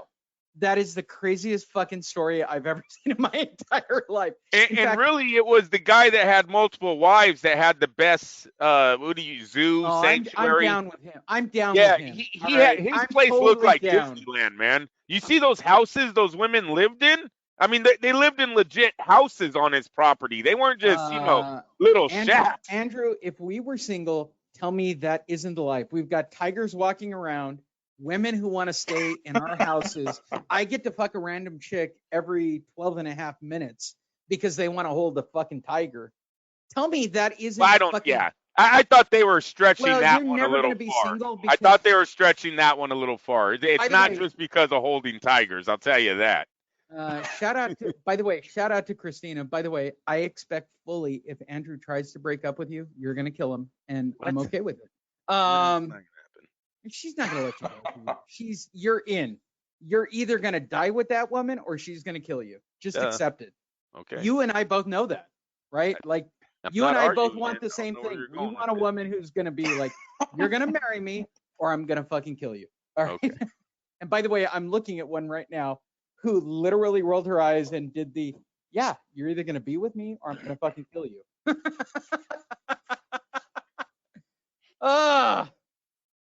Hey, everybody, go to fightnetradio.com. I'm going to let Andrew off the hook. Do you have to go, Andrew, or do you want to do a watch along? We only done an hour. We start. Wait, when did we start at 9? Right? Now it's been an hour and a half. 90 minutes, asshole. Yeah, no. Let's do this. Just do the fight. Just go to round 1 and let's do the fight. Andrew is in. By the way, for all of you who are listening to the podcast who get literally all of our content, enjoy. For those of you. I'm going to restart right now because I'm going to clip it to right here and do a watch along. Sorry, it's 2 episodes. All right, so here we go. Podcasters, you guys are in on the secret. Again, all of Andrew's families, all of Andrew's friends, everybody go to either social media or whatever. I want you to blow his ass up on Monday and Tuesday and let my good friend, by the way, who would do my eulogy when I die from COVID-19. You promise, Andrew, legit. You're going to let him cremate me, and you're going to do the fucking eulogy, correct? Yeah. And it's going to record it. And record it. Well, no, Migs, you're in charge of recording, all right? Oh, okay. Cool. I got you. I'm going to make it clear. All right. My girlfriend, what? All right. My girlfriend said he's going to make sure, all right? So here we go. bonus content on a Sunday on Andrew's birthday. All you podcasters get to hear this. The video people are going to see it when it starts, but here we go. Hi, everyone. Welcome to Fight Net Radio. Welcome to your watch-along COVID-19 Andrew Lapachet birthday extravaganza. If you watched the earlier video and you got a taste of it, great, because Amir Khan is the biggest douchebag. We actually moved him up the food chain. He's not going to beat out everybody else. We're still in a debate about this on our power ranking of the top 4 douchebags in boxing. But with that said, I am joined by Andrew Lapachet of Premier Round, multiple blogs, even Pound for Pound. He's written for them. He is my friend. It is his birthday. It is his 40th birthday, and I'm making this a fucking party if it kills me. How are you doing, Andrew? Very good. Very interested on what my feelings for Felix Strum versus Oscar De La Hoya are going to be today. Really? This I'm more 16 years later, Lee. I got to be honest. I'm more interested in going back and talking about Amir Khan having a medical license, but I digress. We are also joined at Fight Fiend Miggs on Instagram and Facebook. He is our contributor. He is our new on-air personality. And based on our contributing overseer of all things Fight Net Radio, he is the best thing that ever happened to Andrew because they can actually talk to boxing. We are joined by Miguel Barragan. Oh, yeah. Sounds good. Yeah, no, look, I even looked over at my girlfriend at that moment. Did I get it right, honey? Is she not? Oh, you got it right. You got it right. Yeah. She tells me I'm very white when I talk Spanish. Talk Mexican. Yeah, talk Mexican. I was going to say Mexican. I'm sorry. I don't want any emails. It's Andrew's birthday, and we're doing a watch-along for the end of this. And I'm going to be honest, it's a biggie. It's the one. Oh, yes. It's the one we actually care about. It's Oscar De La Hoya, who will be joining us via remote, versus Felix Strum. And since nobody's ever heard Felix Strum talk out loud, by the way, as a side note, Miguel, I told my girlfriend, look, she goes, why do you keep the Tyson Fury versus Otto Weiland press tag up there? Like, you don't have any of the others. I said, because I made him go viral. She goes, you're joking. I said, no, same thing I told to the press people, and Miggs was right at my side when we walked up on the stage. And I said, I'm going to make this fucker go viral. And did I not start a fucking pandemic of crazy on that stage as the last guy up there? We saw. Oh, hell yeah, you did. The fucking promoter came up. We saw the promoter. Everybody's all coming to defend him. What are you talking about? He's going to be great. And what was the final answer? Here we are, literally a year later. My final answer and his final answer was, I could be the champion of Norway or Sweden or wherever the fuck I came from. And where is Felix Strum? I mean, where's Otto Wallen right now? He is in obscurity somewhere. Yay! I told you He's that at was home. going to happen. Otto Wallen's at home training because of COVID-19. That's what he said. There was actually an article about Otto Wallen. When the story came up, I literally wanted to text Miggs going, I win. I was right. They were wrong. And his promoter is 12 years old. So the entire Otto Wallen family. I know. Fuck him. Yes. Yeah. Strum versus De La Hoya. Dude, Boom. I told him to sign with the PBC or Bob Arum that night. I literally, Miggs was there. I said, why don't you sign with one of the big guys right now? Like, take any contract they'll give you. Like, take it. And the manager jumped up on stage. No, he's going to be champion of what? Norway? I mean, seriously, what's going to happen here? Yeah. We coined him the fucking Swedish Jeff Horn. That's what we coined him as. He literally is. And so shout out to the Otto Wallenkamp. You got time on Fight Net Radio yet again for no apparent reason. We're here to do a watch along because it is my good friend, his birthday, and we're going to watch one of the most controversial fights of all time, which didn't make a single fucking list on the planet because the reality was Felix Strum won all the rounds. Like, he didn't even come close. He won all the rounds, Andrew.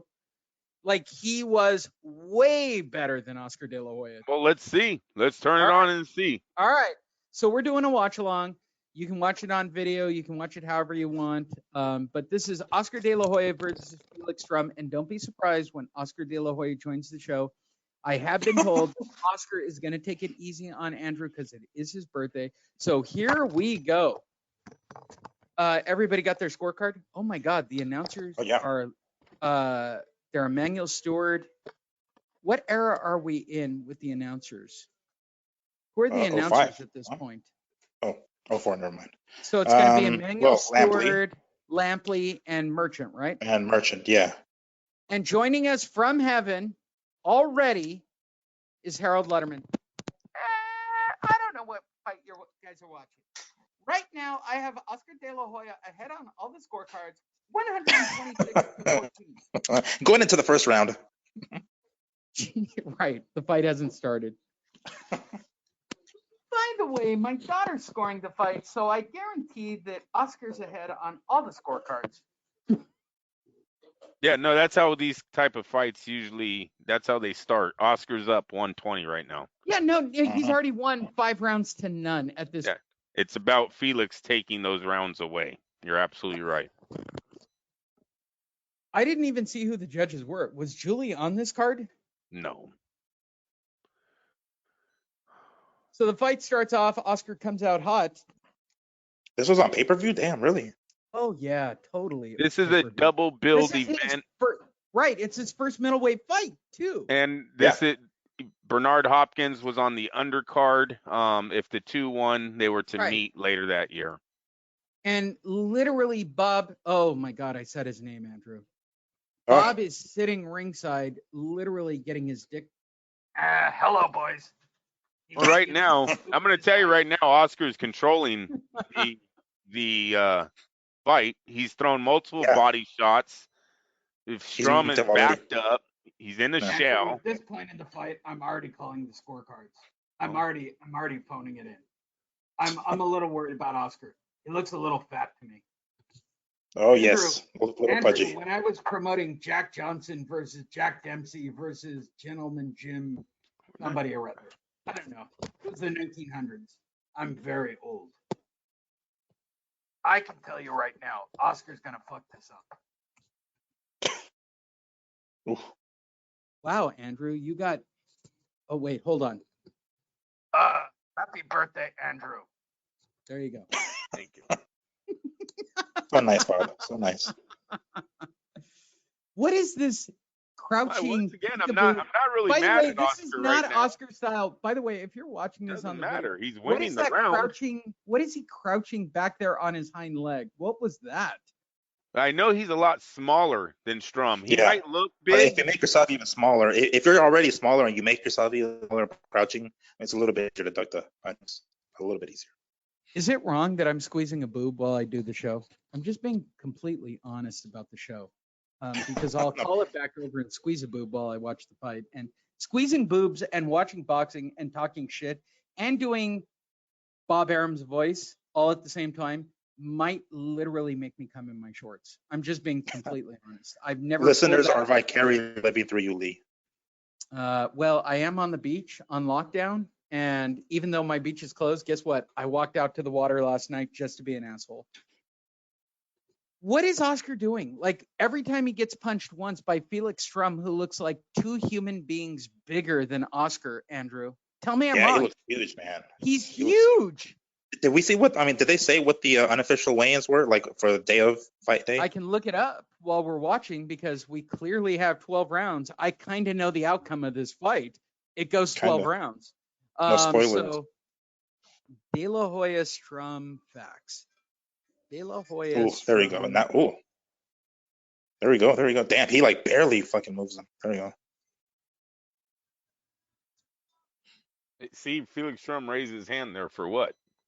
Yeah. And I'm telling you right now, all the gamblers in the casino are screaming because he raised his hands, right? Because he's like a fucking 15-1 underdog right now, Miguel.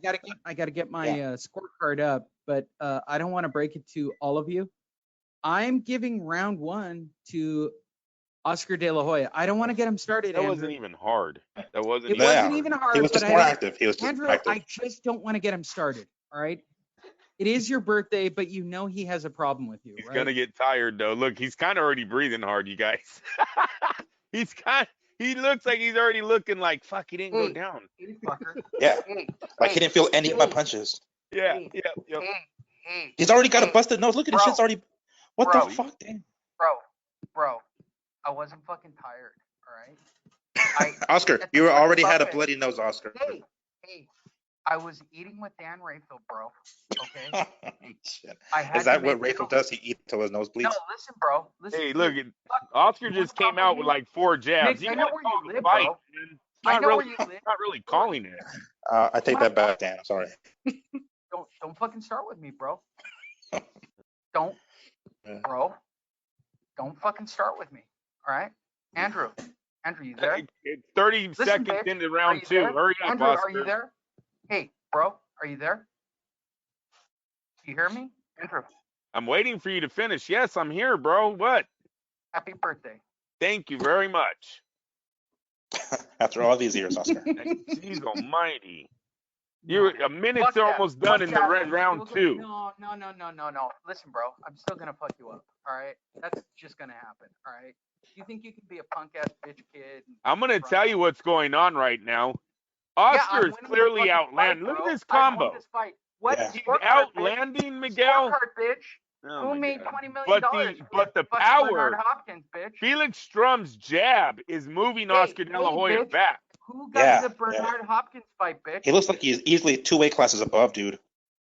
Listen, bro. Who got the fight with Bernard? Who got the $20 million for dropping or actually gaining? Hey, this is a bad matchup. There's a first right hook. A left hook moves him. Yeah. This is a bad. I can see what's going on here, Lee. Oscar's way Well, hold small. on. By the way, make sure you keep count. How many people have been on the show so far? I'm really working hard for Andrew's birthday. We're at 8.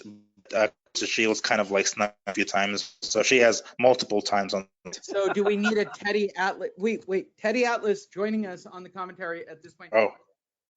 Hello, everybody. This is Teddy Atlas. Did I ever tell you the Mike Tyson story? By the way, Oscar De La Hoya is winning on all the scorecards. He sounds like a real fight. You know that? He's not a lightweight, so therefore, he's not champion. All right, we're at 9. Exactly what boxing I'm sounds literally running out of voices. I'm literally running out of voices to get through. Pulling out all the stops of Oscar. Oscar doesn't get his ass kicked. He's hitting them. You know Oscar, what? He gets Oscar round 1. He's getting round 2. I see that. I'm not. Wait, it's just the inactivity. Like Sturm isn't as active. I mean, he's picking it up. He's picking up pace, but now these early rounds are pretty easy for Oscar just on activity alone. On the combos, he's throwing combos, but dude, when he gets hit, even with the jab, look, the jab right there moves him backwards. So it just pops his head every time it lands on his fucking perching. What is that squatting perching shit that Oscar's doing? Like, I'm fascinated with that. I'm gonna squat on my back leg like I'm catching a fucking pitch. Like, wow. I think his whole goal was, I just got to do 12 rounds to get to Bernard. And Bernard is sitting backstage going, $20 million. I honestly think he didn't know his power is going to be so ineffectively. I'm sorry, but Oscar right now is landing combos that this kid is walking through. It is not affecting him. Go back one scene. What do you think Bernard is thinking after the second round?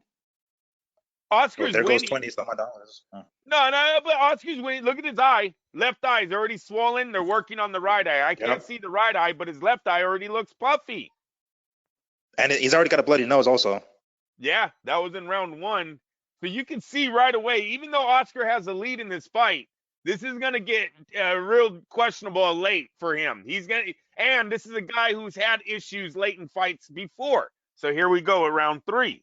You know, here's the problem with waving a 1-inch dick in front of a chick. And I'm not saying that out loud about me, but apparently I just walked into the next room and waved my dick, and she just shook her head and watched the soap opera.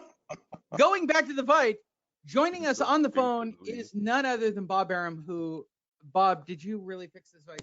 I didn't fix this fight. That's a fucking bold-faced lie. Okay, maybe I did. I'm just going to be perfectly honest. I'm not saying that I haven't fixed fights in my 136 years of boxing promotion. By the way, go on YouTube and watch all of my promotions all the way back to Jack Johnson fighting whatever. I can't remember. Do you have a bowl of soup? Andrew, this is a star-studded birthday for you, bro.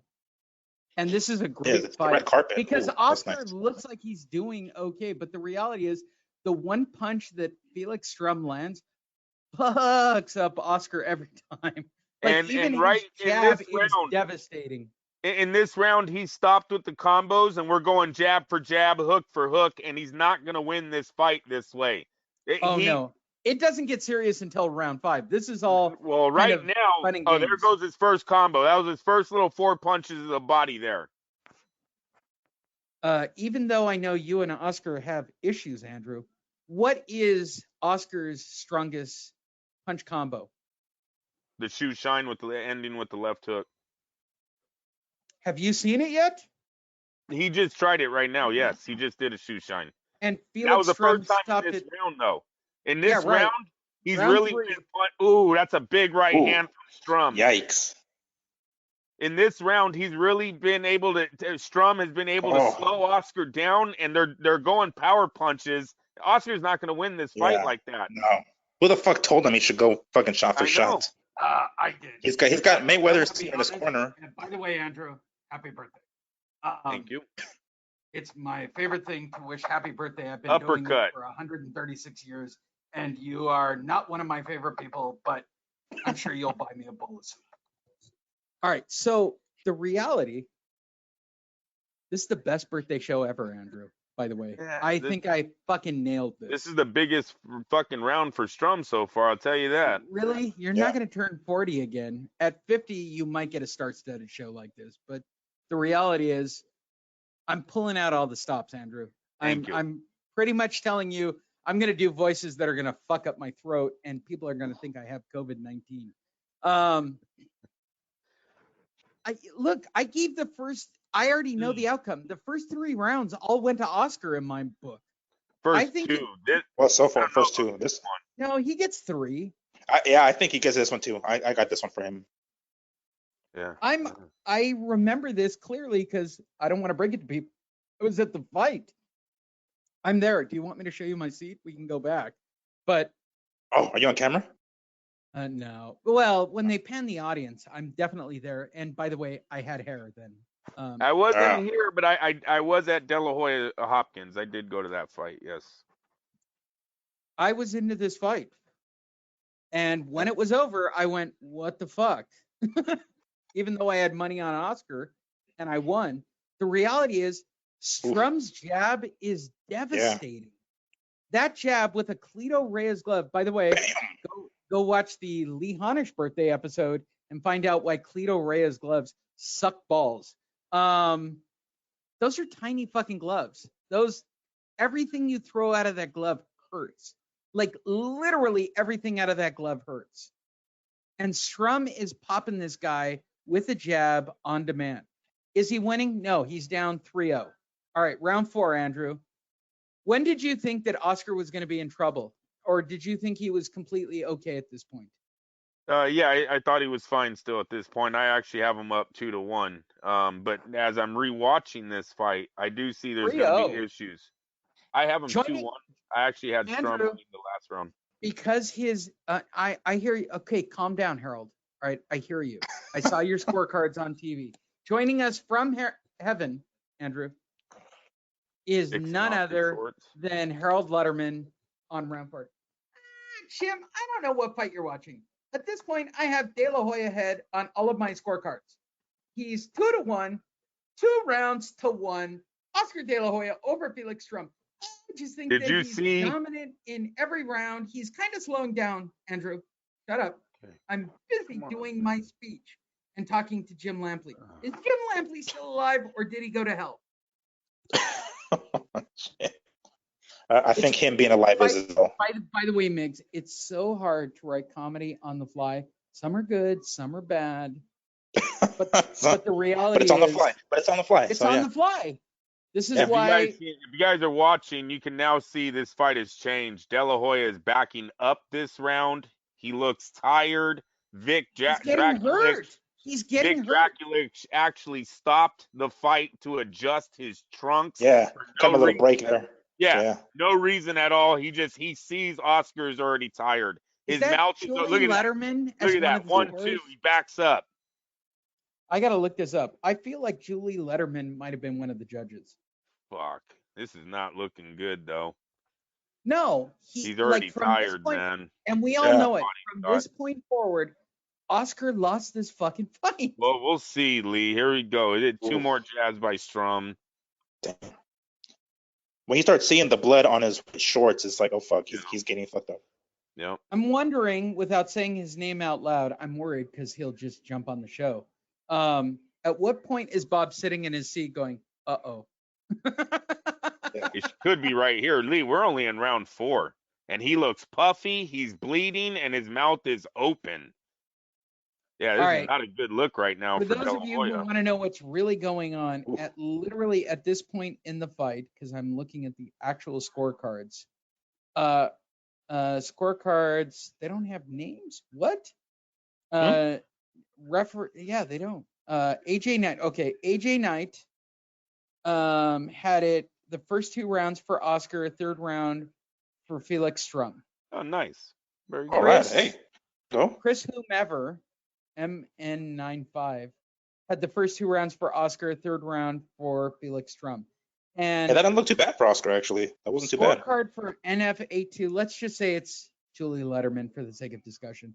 Had it first round Oscar, second round Strum, third round Strum, fourth round Oscar. What fight are you watching, you fucking lunatic? Fourth round is clearly, and by the way, AJ Knight and Chris both had, I take that back. Fourth round on Chris's card was for Oscar, and AJ Knight had Oscar winning the fourth round. Do I get that? No. Oscar lost on AJ Knight's fourth round card, and Chris had it as an Oscar round. They're all over the place in the first. Damn, 4 that rounds. left eye is already puffing up. Scorecards from Jared Killen. First 2 rounds, Oscar. Third round, Strum. Fourth round, Oscar. Scorecard by Jimothy. Oh, is this just literally everyone on the planet? No, I want the real scorecards. Sorry. My bad, everyone. Hey, yeah, It's like, how many shit judges happens. are fucking judging this fight? Like 10? Happens. All right, calm down. Hey, look, they still got Oscar ahead on HBO. Oh, Jesus Christ. Joining us from Well, heaven Letterman did give is the last round. Harold Did give- Letterman. I don't know what fight you're watching, Jim. Oscar De La Hoya has won all 5 rounds at this point. In fact, he should be challenging Evander Holyfield in his next fight. He is literally the best boxing champion of all time. Did I get Eric correct? You guys are the judge of that. I'm just being honest. Eric. Oh. Why doesn't he fight Evander? It's about the right time frame. At this point, Oscar is dropping weight and gaining weight to make paychecks. Like he's such a fucking shitbag. He's gaining weight to take a dive for Bernard. He's losing weight to fight Manny fucking Pacquiao to make a fucking payday. Like he's doing crazy fucking shit. All right, but for his defense, though, I gotta say boxing was real cruel to De La Hoya in these times too. I did not think he lost the Sugar Shane Mosley fights. No, I don't think he did either. Lost the I Felix agree. Trinidad fight. So him going out and making the biggest money that he can fucking boxing over, you know, hey, tick for tack, right? He's doing what they I'm did actually to him. okay as long as we all say it. Oscar treats it like, yeah, no, I'm gaining weight to fight Bernard and give him the best fight of my life. No, you're not, dickhead. He's Not gonna hit bullshit, you. though. He's We gonna all hit know you why. with the rib. We all know We why were Las. there, Andrew. We We were all fucking know why there. Las Vegas gave Shane Mosley those fights. This was an LA fight. These 2 guys were sold out, and once again, the fight is more interesting. The rematch is more interesting if Oscar's the loser, and that's why he always lost these big fights close in his career at the end. They didn't have Trinidad. Trinidad was gone. Mosley, they needed that Mosley fight to go Mosley's way, and I just thought it was bullshit, man. And I wasn't an Oscar fan. Let me remind you guys, I don't really like Oscar at this point. He's beaten my legend twice. Well, yeah, he's beaten 'cause Chavez twice now. I don't really like him. You want to But- get Oscar on the line, Andrew? Do we really need to start that shit? I don't. I just call the fight.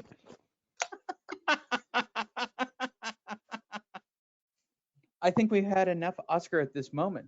But the reality is, I thought the first 4 rounds were dominantly, at least arguably, Oscar De La Hoya, right? Can we all make an agreement that Oscar's in the fight for the first 4 rounds? This Yeah, fight I had the doesn't- 4th round Sturm, but it was close. He was winning on every on the previous rounds before then. Right. This doesn't get sketchy until the 6th round. The reason we all have a controversial change in this is what Felix Strum does after the 6th round. At this point, Oscar's just getting busted up for the first time ever. Like, Oscar's never been fucked up.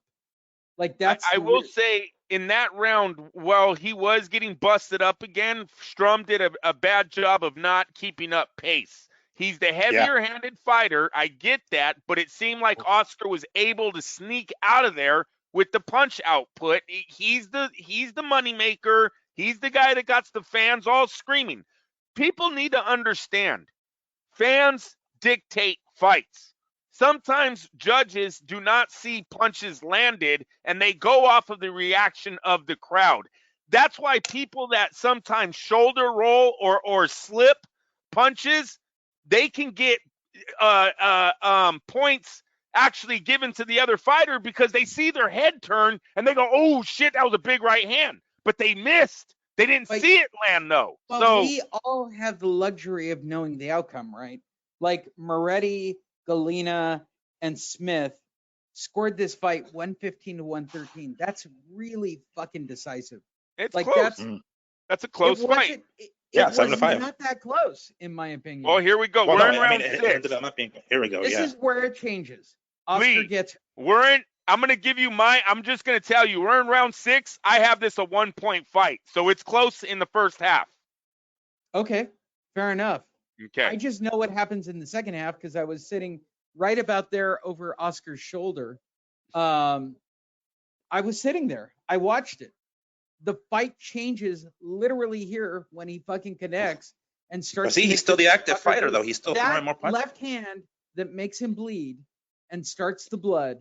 Everything changes. Oscar starts working backwards. Look at him.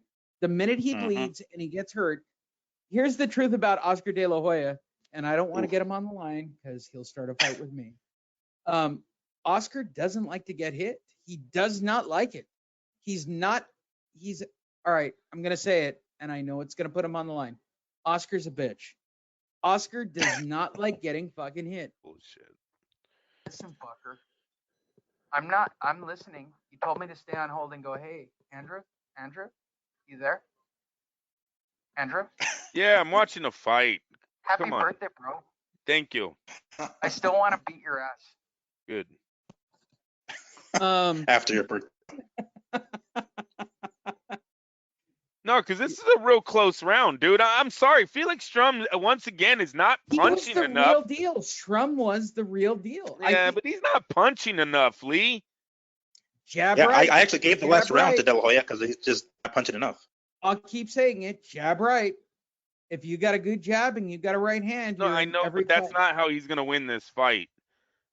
He's fighting De No, La he Hoya. won- The kid better fucking bring it, man. Look, you got to he bring won- it right he now. won this fight because every time he hits him, Oscar fucking hates it. Okay? Look, Okay, that don't mean let's go shit, back though. I to the don't know beginning why of you this keep round. saying that. Oscar dominated the beginning of the round until he fucking got a hand. Okay? And then Oscar started this backward shit that he's This doing last right now. 40 seconds has been all De La Hoya punching, though. The kid has not thrown a fucking combo in 45 seconds, bro. Okay. You can't hear do you. that. You Bro. cannot do that and win a fight. I don't care Oscar's missing. I really don't. There's 4 judges on all sides of the rings watching one guy punch and the other guy do nothing. There's a He's punch. actually got him moving back. Look, he's got him moving back now. I know. Well, he's trying to see how is he going to expect to win the rounds when he starts fucking backpedaling the last few seconds of the round. And, And I got Miguel. Literally, Yeah. Bernard Hopkins is sweating it out in the fucking dressing He room. is. Going, No, right now he has to be. And Miguel, we got to point out, Yeah. all the odds are against him. He's backing up, yeah. not punching in a fight that nobody wants him to win. yeah, literally. Wait, hold on. Oh, look at him, look at him. I'm gonna rewind that because I've never seen that before. All right, watch the end of this. For those of you who don't get, Bernard Hopkins wants a $100. What was it? $50 million payday between the two of them, right? and Bernard Hopkins is literally making the prayer symbol on his telefeed.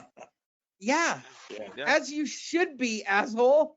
Your dude's getting his ass handed to him. Wait, I gotta see this. And I don't know if it's that, Lee, or if it's the wear and tear De La Hoya looks like he has so early. Right there, Andrew. Yep, he knows what's up. Oh, he knows what's. It's only round 6. I know that. Yeah, round 6, and watch what happens. He's talking to his boy. He's like, "Yeah, your boy's getting fucked up. 50 million's out the window. 50 million's out the window, bro." He's like, "Don't say that shit, son. Don't jinx it." Right there. I'm just gonna hit pause. Right there. Joining us on the phone is Bob Arum. Oh. He called me at that moment after the cameras were off and said, "Please, Bob, fix this fucking fight." Tell me, Andrew, I'm wrong. I don't think the fix. I don't think he's calling for a fix. I think Oscar looks like shit. Oscar's swollen. He's bleeding. Yeah, he's because breathing he's not hard. Andrew, he's not a fucking middleweight. Well, I get that, but I don't think he's calling for the fix. Oh my God.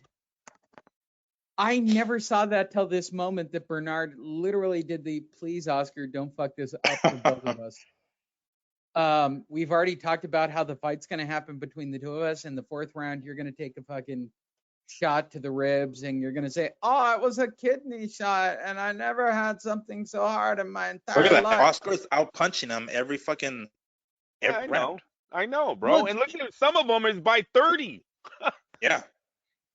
All right. Where are we at scorecard wise at this point? Is it a close fight with you, Andrew? I got it by 2 points. For Oscar or Strum? I'm not telling you until the end, but I got this fight by 2. What do you got, Miggs? Oh man, I got it by 4, dude.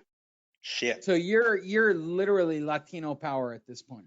Yeah, unfortunately, I'm trying not to be. I'm trying to be as unbiased as possible. Look, I don't blame you. It's just this is the activity, dude. It's just how can fucking Sturm expect to win a shit like this? Oh my God, Harold Letterman's scorecard is fucking crazy.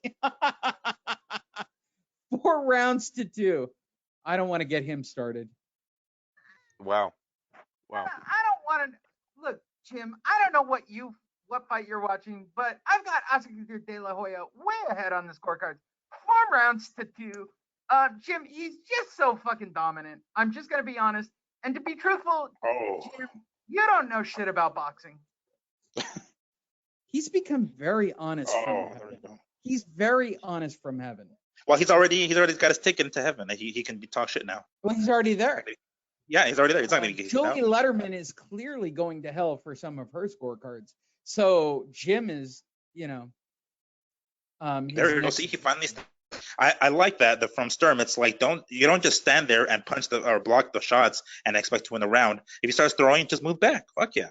By the way, here's the difference. Now he's crowding Oscar. Yeah, and yeah. now round 7, we're seeing it Strum come in and bullying the smaller guy. He's a full human and a half bigger. He's 2 weight classes, I say. Ridiculously bigger. Why aren't you putting his ass into a corner and raping, grounding, pounding, and taking control of this fight? Yeah, rough him up. Throw an elbow, teach him a lesson. And that's, by the way, that's what he's doing. That right hand, which counters with the elbow, that's classic old school, I'm bigger than you, fuckface. Strum, I don't know what his corner told him in round 7 that changes this fight, but he literally comes in totally different and literally starts to just mug him. It's a different fight. And for those of you watching round 7 going, but Oscar's still in it. No, well, it's a score system though, so Oscar could very well be ahead with losing round 7. That very well could be the case right now, Lee. Well, since Joey Letterman is not scoring the fight, I disagree with you, Andrew. Well, you can lose a round and be ahead on cards. I get that. Right. But do we not agree that the beginning of this round is all Felix Strum? Felix Strum did good in this round. Yes, that's why I said he could win this round and still be down going into round 8. So he's got to win the rest of these rounds. Not that impressed with Strum though. This isn't fucking. Oh wow, he's just manhandling Oscar right now. No, he never did. But what I said was from after round 6 on, whose round was that? Do we all agree that's Felix Strum? Yeah, no, he really started to march the 6th round. No, sir. I think I think I gave him. Wait, that was a 6th. That was 7th. No, this one is 7th. This is one 7th, but I've always said this. Look, even if you gave all 6 rounds, the first rounds to Oscar, which would be crazy, but let's say you did, okay? I would assume that Strum picked up 1 or 2 rounds in the first 6 rounds. From 7 forward, I don't want to break it to Oscar because he'll get on the phone and want to kill Andrew. We had a good birthday moment. I'm just going to try to let it, Oscar. Just let it end there. But we all know this. From this point forward, this is the Felix Strum show from here on out. This isn't Oscar. Oscar's jacked up. Like, he changed physical. Joel sitting next That's to. what I'm going to see right now. Okay, tell me I'm wrong. Round 7 is legitimately Strum, correct? Yeah. We all agree. I got it for Strum. Keep your Yeah. scorecards. All right. Yep. Oof. Round 8. Oscar wants to be dominant. He's trying to pose himself. He's trying to pull his shit together. Right? And he looks really good in the first 30 seconds. Guess And what's credit to gonna happen? Oscar here. He brought it. You know what I'm saying? Like, he may have not looked as good, but he fucking brought it. No, that's East LA, right? That's a straight up Yeah. East LA mentality, East LA, right? that's Fuck East LA this. right I'm there, gonna that's just it. go and fucking throw it. Yeah, All just right? bite down your mouthpiece and it's like, fuck this. I don't give a shit if he's bigger. And by the way, he's cool until he gets hit, and he's about to get hit again. The minute he gets hit, look at him already starting to be a little backwards. He's Yeah. afraid of that right hand. That right hand has hurt Oscar a lot of times already. And it's going to happen again here in the next couple of seconds. He's going to throw that right, and Oscar changes the whole round. Oof. There's the jab that he doesn't like. But when that right comes over the top, this round changes. That jab actually hurt Oscar's neck. He dropped both hands on that jab. Yeah. How strong is his fucking jab that you're like? That's good uppercut. It's a good right uppercut by Oscar, though. Backed up Strum there. Good jab. Does Oscar keep shaking his hands? Like he's shaking his arms? Is that what he's doing? Like his arms? Well, I don't think I honestly, here's my theory, and I have a conspiracy theory. I don't think Oscar ever trained for this fight. I think he just Well, dude, look at him. I mean, like even if he came in at 160 against Bernard, he looked different. He looked different when he fought Bernard. Like physique, I mean. I'm just telling you, in this particular fight, when he gets hit with a big right hand, not the jab, and the jab bothers him a lot. Oh yeah. But when he catches a Cleto Reyes right hand over the top, and he does a lot in this fight, like the big punch happens. There. That uppercut, he's not liking that. He does not like to get hit. Like, he's working side to side and he's circling back and forth. Like, he's not. This round is really close, though. This round is really close. This is why it's close. It's because of De La Hoya's output that went down. Like, it isn't even so much that what Felix did, raising his output and throwing more punches. It was the fact that almost like Oscar took the round off. Almost. Yeah, he did. I think Oscar really planned on taking the first 6 hard or grab a couple in the middle rounds, and then I'm going to turn it on at the end. And I think what happened to Oscar was, so you can't have buffets and be strong in the 11th and 12th. Like, you mean this isn't how middleweights do? Some of these rounds, Lee, you're really talking your way into Strum's looking good. Strum again threw 2 punches in the last minute and a half of that round. Like, what is he doing? He's a fucking kid. He's an undefeated, in his prime, champion. You are fighting an older lightweight. This guy comes from 130. Andrew, I'm just going to ask you honestly: Are you trying to get on De La Hoya's good side? After all these years, dude, I can't. Bro, we are talking about a fucking multi-million-dollar fight is going to take place in a few months. Yes, it is. Why isn't his corner telling him that? And by the way, he takes a legitimate dive in that fight, Andrew. He takes a real goddamn dive. He knew he was going to lose. And don't tell me that you don't think the Trinidad fight was fixed. Don't tell me Vegas didn't fuck him on that night. I think Oscar's gotten a lot of help. I think Bob was sitting ringside. I think Bob was like, what the fuck is happening here? What the fuck is Oscar doing? Don't fuck around with this guy. Get the fight done. Finish him. They gave the last round to Strum. I would make the argument for De La Hoya, but all right, let's go with Harold fucking crazy Letterman and his daughter Julie Letterman, who can't actually physically watch the fight. I think she stares the other direction away from the fight and just guesses on each round. But if you notice, they still have the fight very close, and this is It's HBO. way close at 8. Look, Well, Lee, I have it by 1 point, and I'm not biased here. This is a bullshit fight right now. What are those scorecards? 115, 18. Like these scorecards are crazy. I thought you said it was 115, 113. 113, yeah, 7-5. 113 is still, but all three unanimously 115, 113. Okay, it doesn't matter where the switch happens. I don't think Oscar did enough to demonstrate that he beat this guy. Well, he did. I mean, he did, but like, I don't think he did it. It's round some 9. of these later We're in round 9. Let's watch these last ones, and then we'll start talking about that. But this is a close fight. This is a close fight. At an argument, I'm willing to go, all right, it's even going into 9, okay? As an argument, let's just say at round 9, they're even. And it's going to come down to 9, 10, 11, and 12, okay? The last third of the fight. And I say this, Strum is dominant with that jab. Look at that fucking jab. He's controlling the center of the ring. That jab is awesome. Like, his whole game plan was, I'm just going to keep jabbing. Fuck this kid. Well, that was a stupid game plan. I said that in 2004. I'm going to say that in 2020. That's a dumb game plan Klitschko literally defended his undefeated title. Champion. Well, he's in Vegas. It's you outweigh this dude by like 40 pounds. You look like you're a light heavyweight, and your game plan is to jab? At this point, he's still a Bob Arum guy. This is literally... Strum actually goes. No, remember, Strum actually goes back to Germany. He signs like a $25 million deal and never comes back to America. As he shouldn't. Well, I mean, so that's that. That's how much confidence they had in him. And by the way, that means he has more money than Deontay Wilder. Shout out to everyone.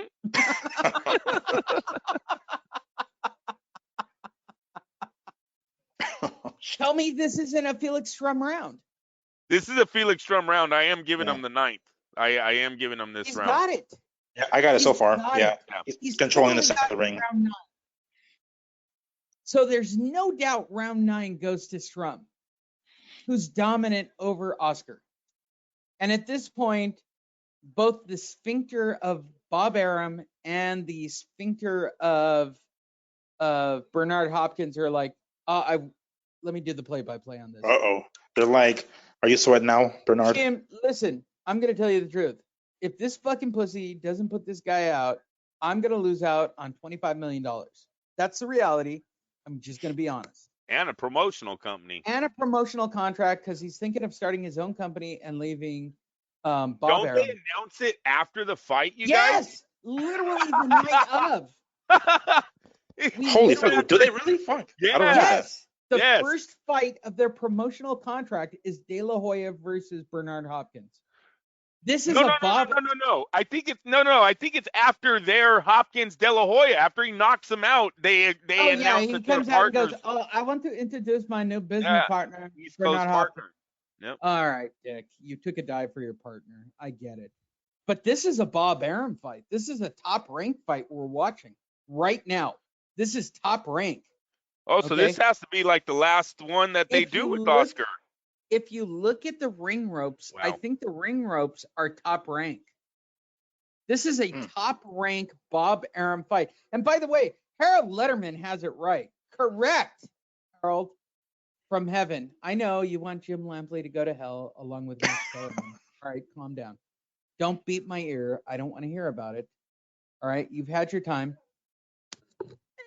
Yeah, these are important rounds. What fight you guys are watching? Yeah, Oscar very De La important Hoya rounds. is clearly losing this fight, and Jim Lampley should go to hell. Where is Jim Lampley? Like, is he just happy, like on a beach somewhere, and he's like calling play-by-play? Did you guys see the story of people asking? Well, I know he costs more than Ray Mancini or Sergio Mora, and that's the problem.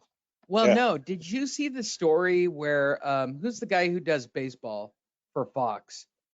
He wanted people to stop sending him sex videos to do play-by-play. Like that's a What real the story. No, the son of wait, I almost have to look this up.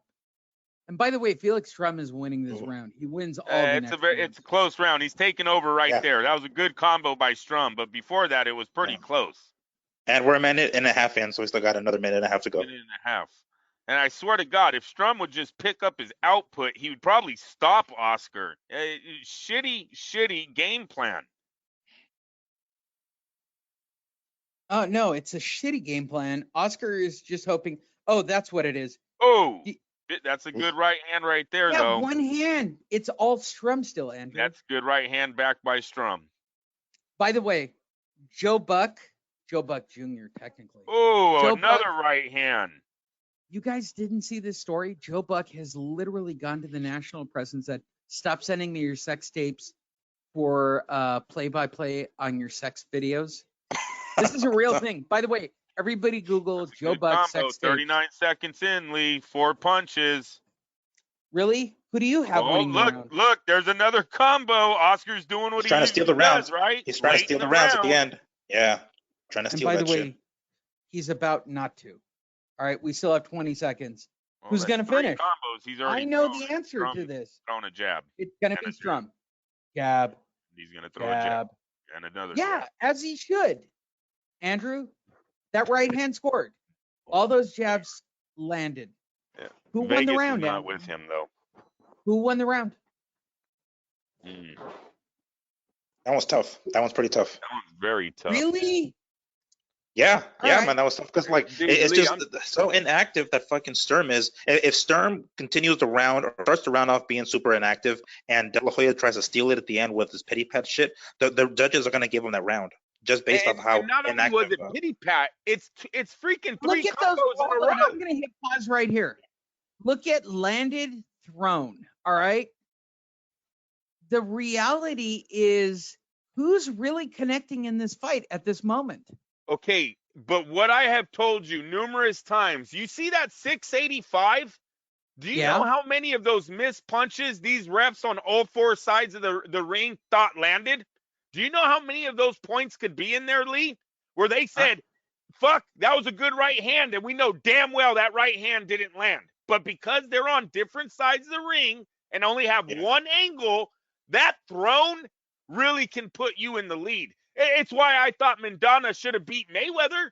What the fuck? He outthrew Mayweather by like 400 punches that night, but not one Andrew, judge seen it Andrew, that way. you're not gonna believe this, Andrew. Joining us on the phone, Julie Letterman. Clarissa, is that you again? Again. Maybe. All right. Andrew, when you look back in history, when you show your kids all the shit we've done, this is your best 40th birthday that I can throw for you. Literally the best. All right. Right. This is a Championship good rounds. fight. Strangely, this is becoming one of the better fights we've actually watched along. Huh. I think it's HBO, they ain't way let more go of that controversial. draw. I think this fight is way more controversial than people give it credit for, right? Fuck the draws, fuck all that shit. This fight is super controversial. Like you can make an argument. Oscar comes in round 11 going, I'm going to be dominant, right? This He's is gonna that was be in the the- you see that? Look That was at the this. only time Felix had him against the ropes. The only time in the whole fucking fight. But he comes right off the ropes. Yeah, He goes he full does. school, old school, East LA. Fuck this. I'm going to go. And then Strum hits him in the face. All right, you're big. Like, all right. I Thanks for swear to reminding God, me. when he hits him with that jab or the right hand, Oscar's attitude, it's almost like the Mike Tyson, Lennox Lewis thing of, yeah, you beat him to being a nice guy. I still say to this day, Lennox Lewis made Mike Tyson a nice person because he beat him so hard. man. Like With that he fucking literally paint job. beat him so hard where Mike Tyson went, yeah, I'm okay with it. And in this fight, Felix Strum literally, like, he must have hands made out of fucking steel because when he hits Oscar, Oscar's attitude because I get this because I'm from the same area. We're both from Montebello. Like you either stand up or you get sit down. And the reality is, Oscar, when he gets pushed, turns into that guy from the streets like me. Like, fuck it, I'm not moving, bro. You want to go, we go, but I'm not going to throw the first punch. Throw it. And when he gets hit at the beginning of this round, like, look at Oscar. Put him into a corner. Yeah, I'm he going to fights his make way him out my of bid. it. And then Oscar just goes full school, fuck it. Like, he literally, in every round, goes old school, fuck it. He just, because he was doing buffets with Dan Rayfield, right, to get to the weight class. He's surviving in this round. He's surviving. He's surviving. I don't know if he's taking a break to try to end it in the 12th, but he was definitely not putting his work in this 11th. And once again, I'll give I him don't even credit. like I still don't like what Strum's doing, but he's winning on the fact that Oscar just didn't punch a lot in this round. It's like the only rounds that like Sturm clearly wins are the ones that Oscar takes off. Yeah, I completely agree. Like the whole fight. Look, if this fight had been a draw, right? Or let's go realistically, it's a 1-round fight.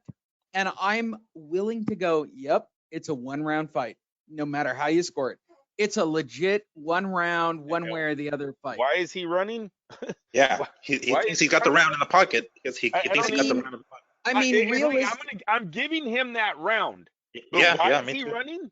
Oscar got fucking crucified for doing that a few fights before this. well, he's about to take a dive in his next fight, Andrew, so give him a little credit. He's now a middleweight. And I don't want to get him started because he's been in a hotel room. Oh, my God, Roger. Oh, that's Floyd. That's Floyd. That's Floyd. Floyd Senior. Floyd Senior, sorry. But that's hilarious. I mean, how much of a flashback in history is that to see Floyd Senior? You're not rolling the shoulder.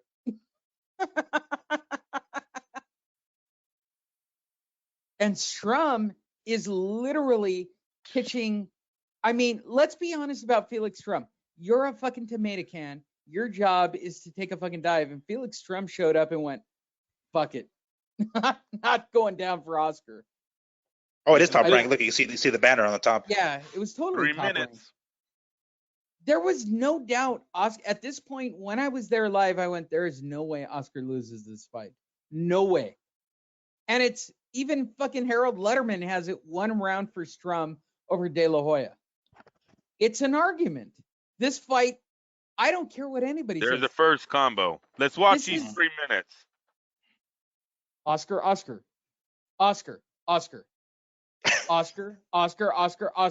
He's busy. It's all Oscar in the first 30 seconds. So far. Yeah, so far. He's trying to close it out like a champ. Oscar.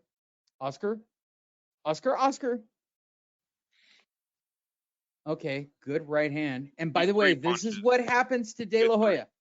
But When see he that gets combo?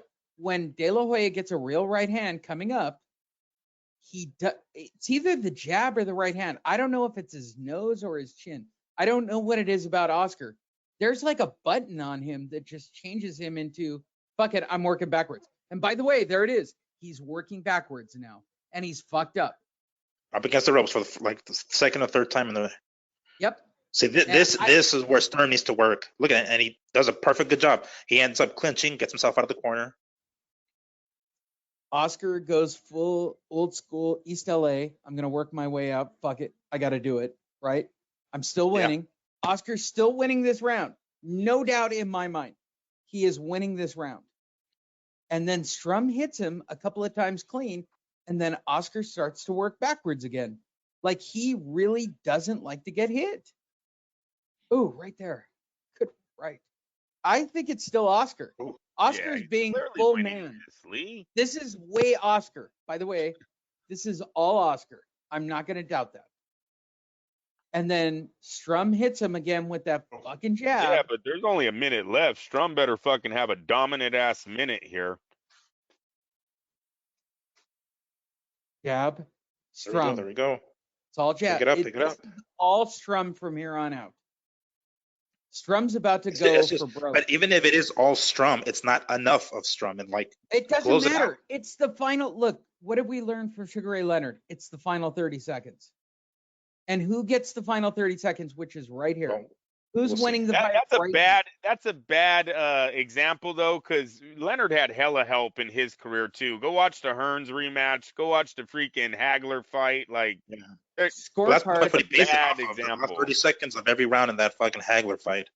Yeah, it was intentional. He made it clear on HBO Nights. And by the way, Yeah, now he's running. this is Fuck. all Strum at this moment. Strum No. actually thinks he's won the fight. I don't know. Well, yeah, according to how he's backing up. Ugh. His corner has told him he's won the Hey, fight. hey, fuck This me. guy is sitting on a couch going, "Oh, fuck."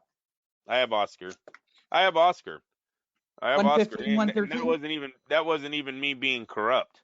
I have Oscar. 115, I 113. know.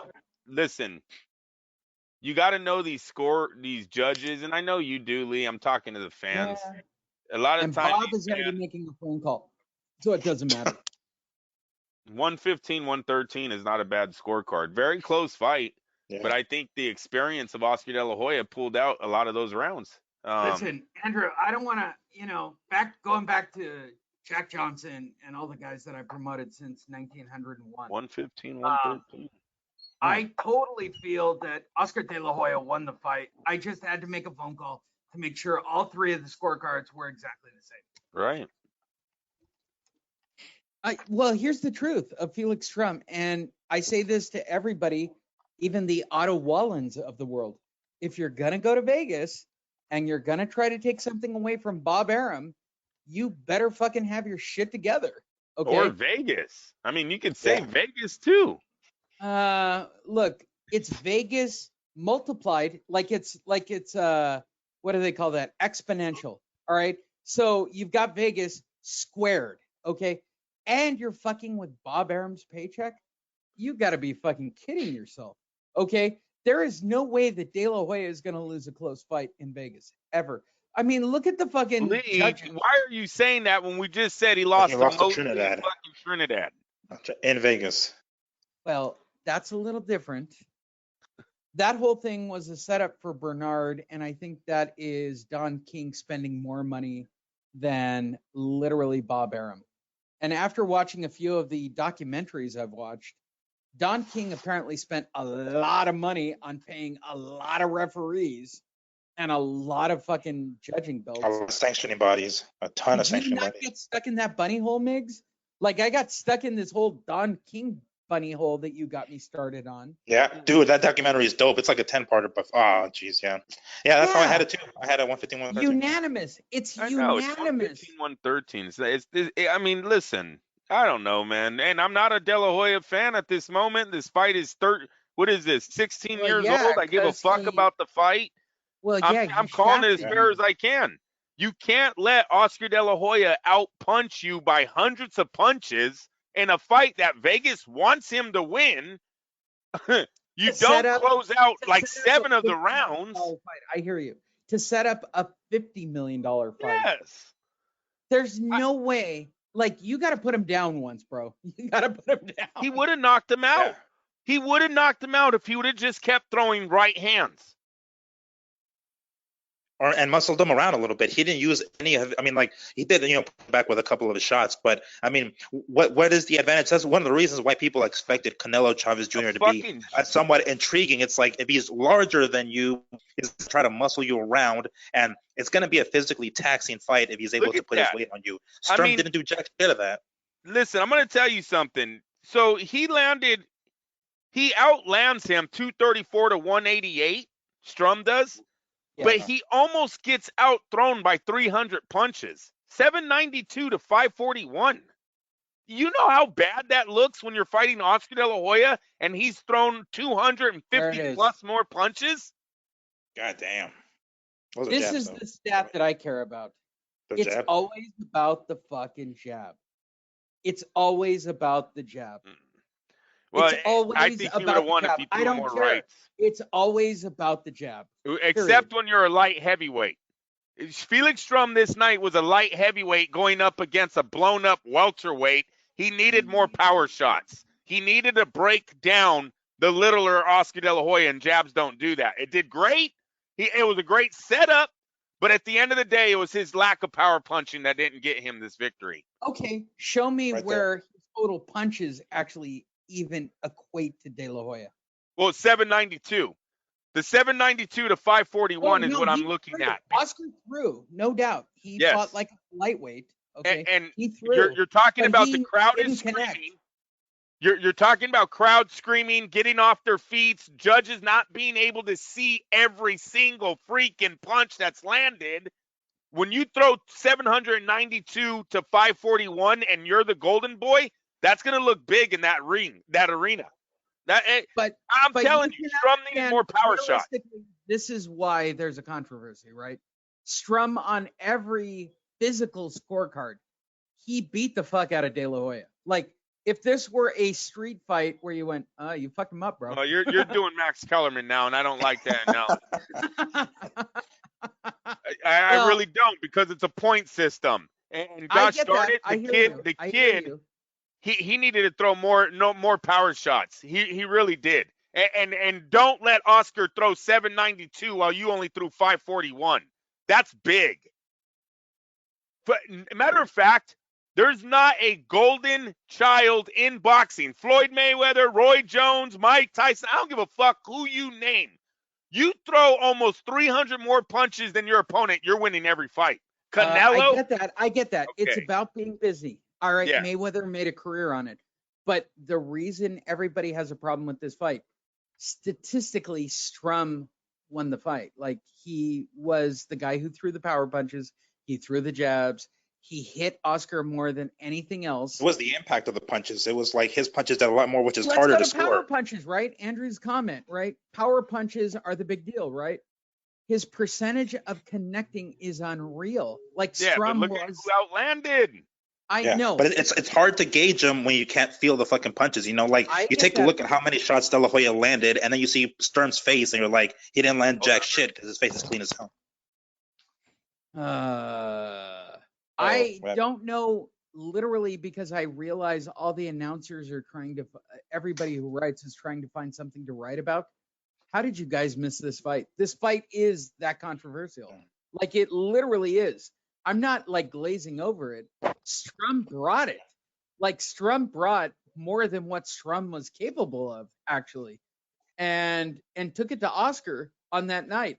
And if I wasn't there live to watch it and go, Strum won that fight, this is fucked up, I was literally right about there, right in that V shape. Yeah. Strum brought it. You know what? Andrew. One thing that we have to mention is, like, a lot of these judges, they only get one shot at getting it right. You know, we can watch it a few times, and we get to rewatch it and rescore it however many times we need to, with the sound on, with the sound off, whatever. But the judges have one shot of getting it right.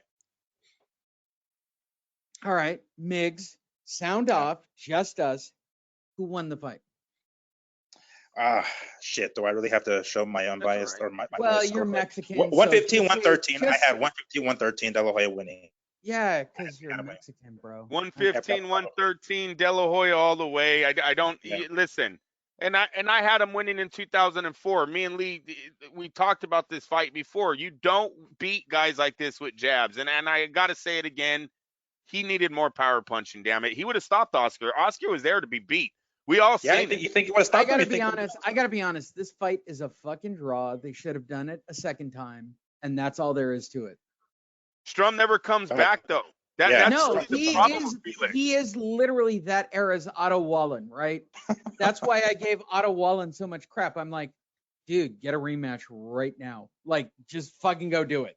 Like, sign with Bob, take a rematch, go do the fight again, get knocked out. But who cares? You'll get $5 million. Yeah, but get a big ass payday in the process. And I think as Andrew pointed out, Felix Strum gets a $25 million contract to go be the rock star of fucking Europe. And he did. Germany or something like that. He literally fought all over Europe for literally 5 or 10 years making money. I don't blame you, bro.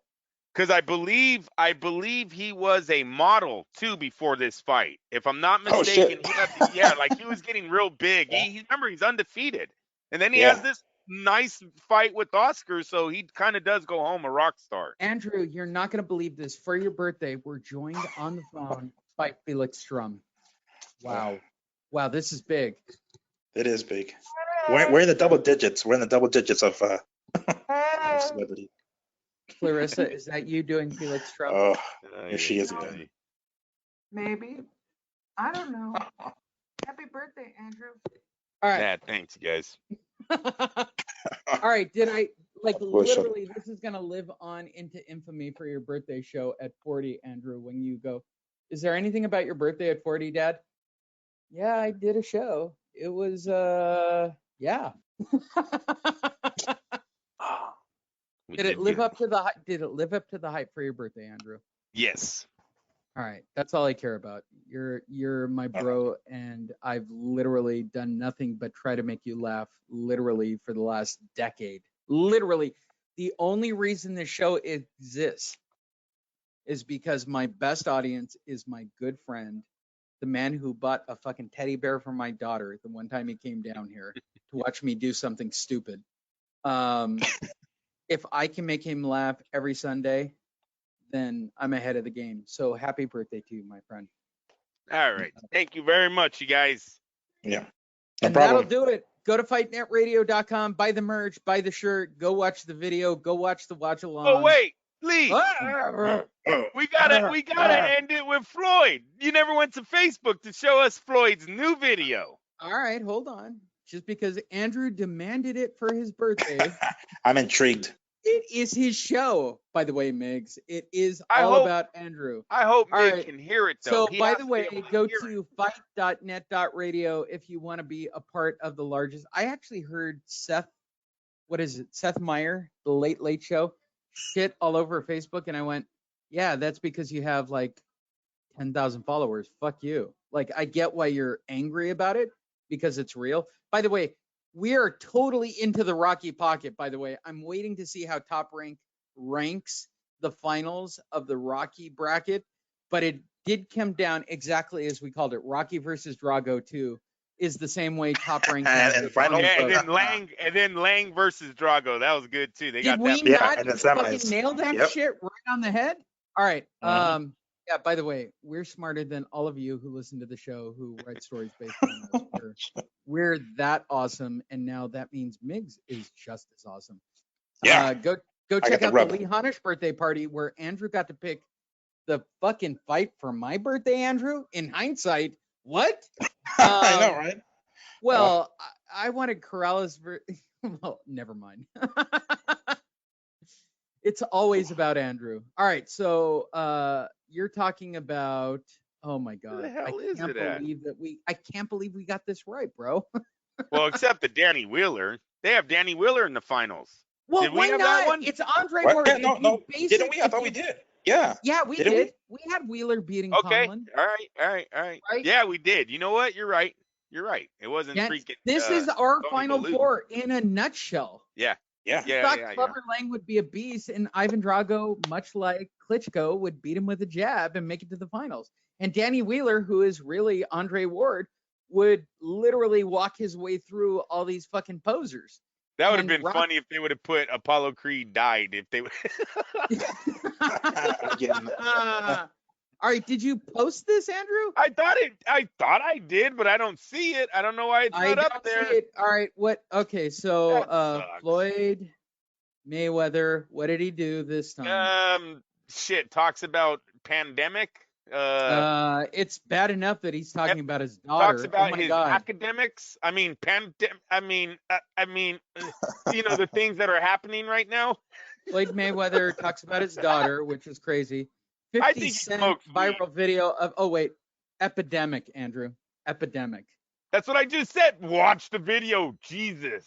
Oh my God, they're back at it. Oh well, it's Floyd. Do I even need to read the story? Let's just stop right here. No, you got to see the video. Fuck the story. What's the video? Really? All right. So here's the video. There it is. Put it on. Which nobody can hear. Hold on. Right now, with this huge academic, with this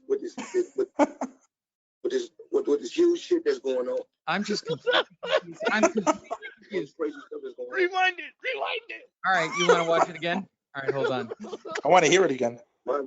Hold on. Let me blow this shit up. All right, I gotta find this from its Oh, I original. fucking love this guy. I think he smokes weed though.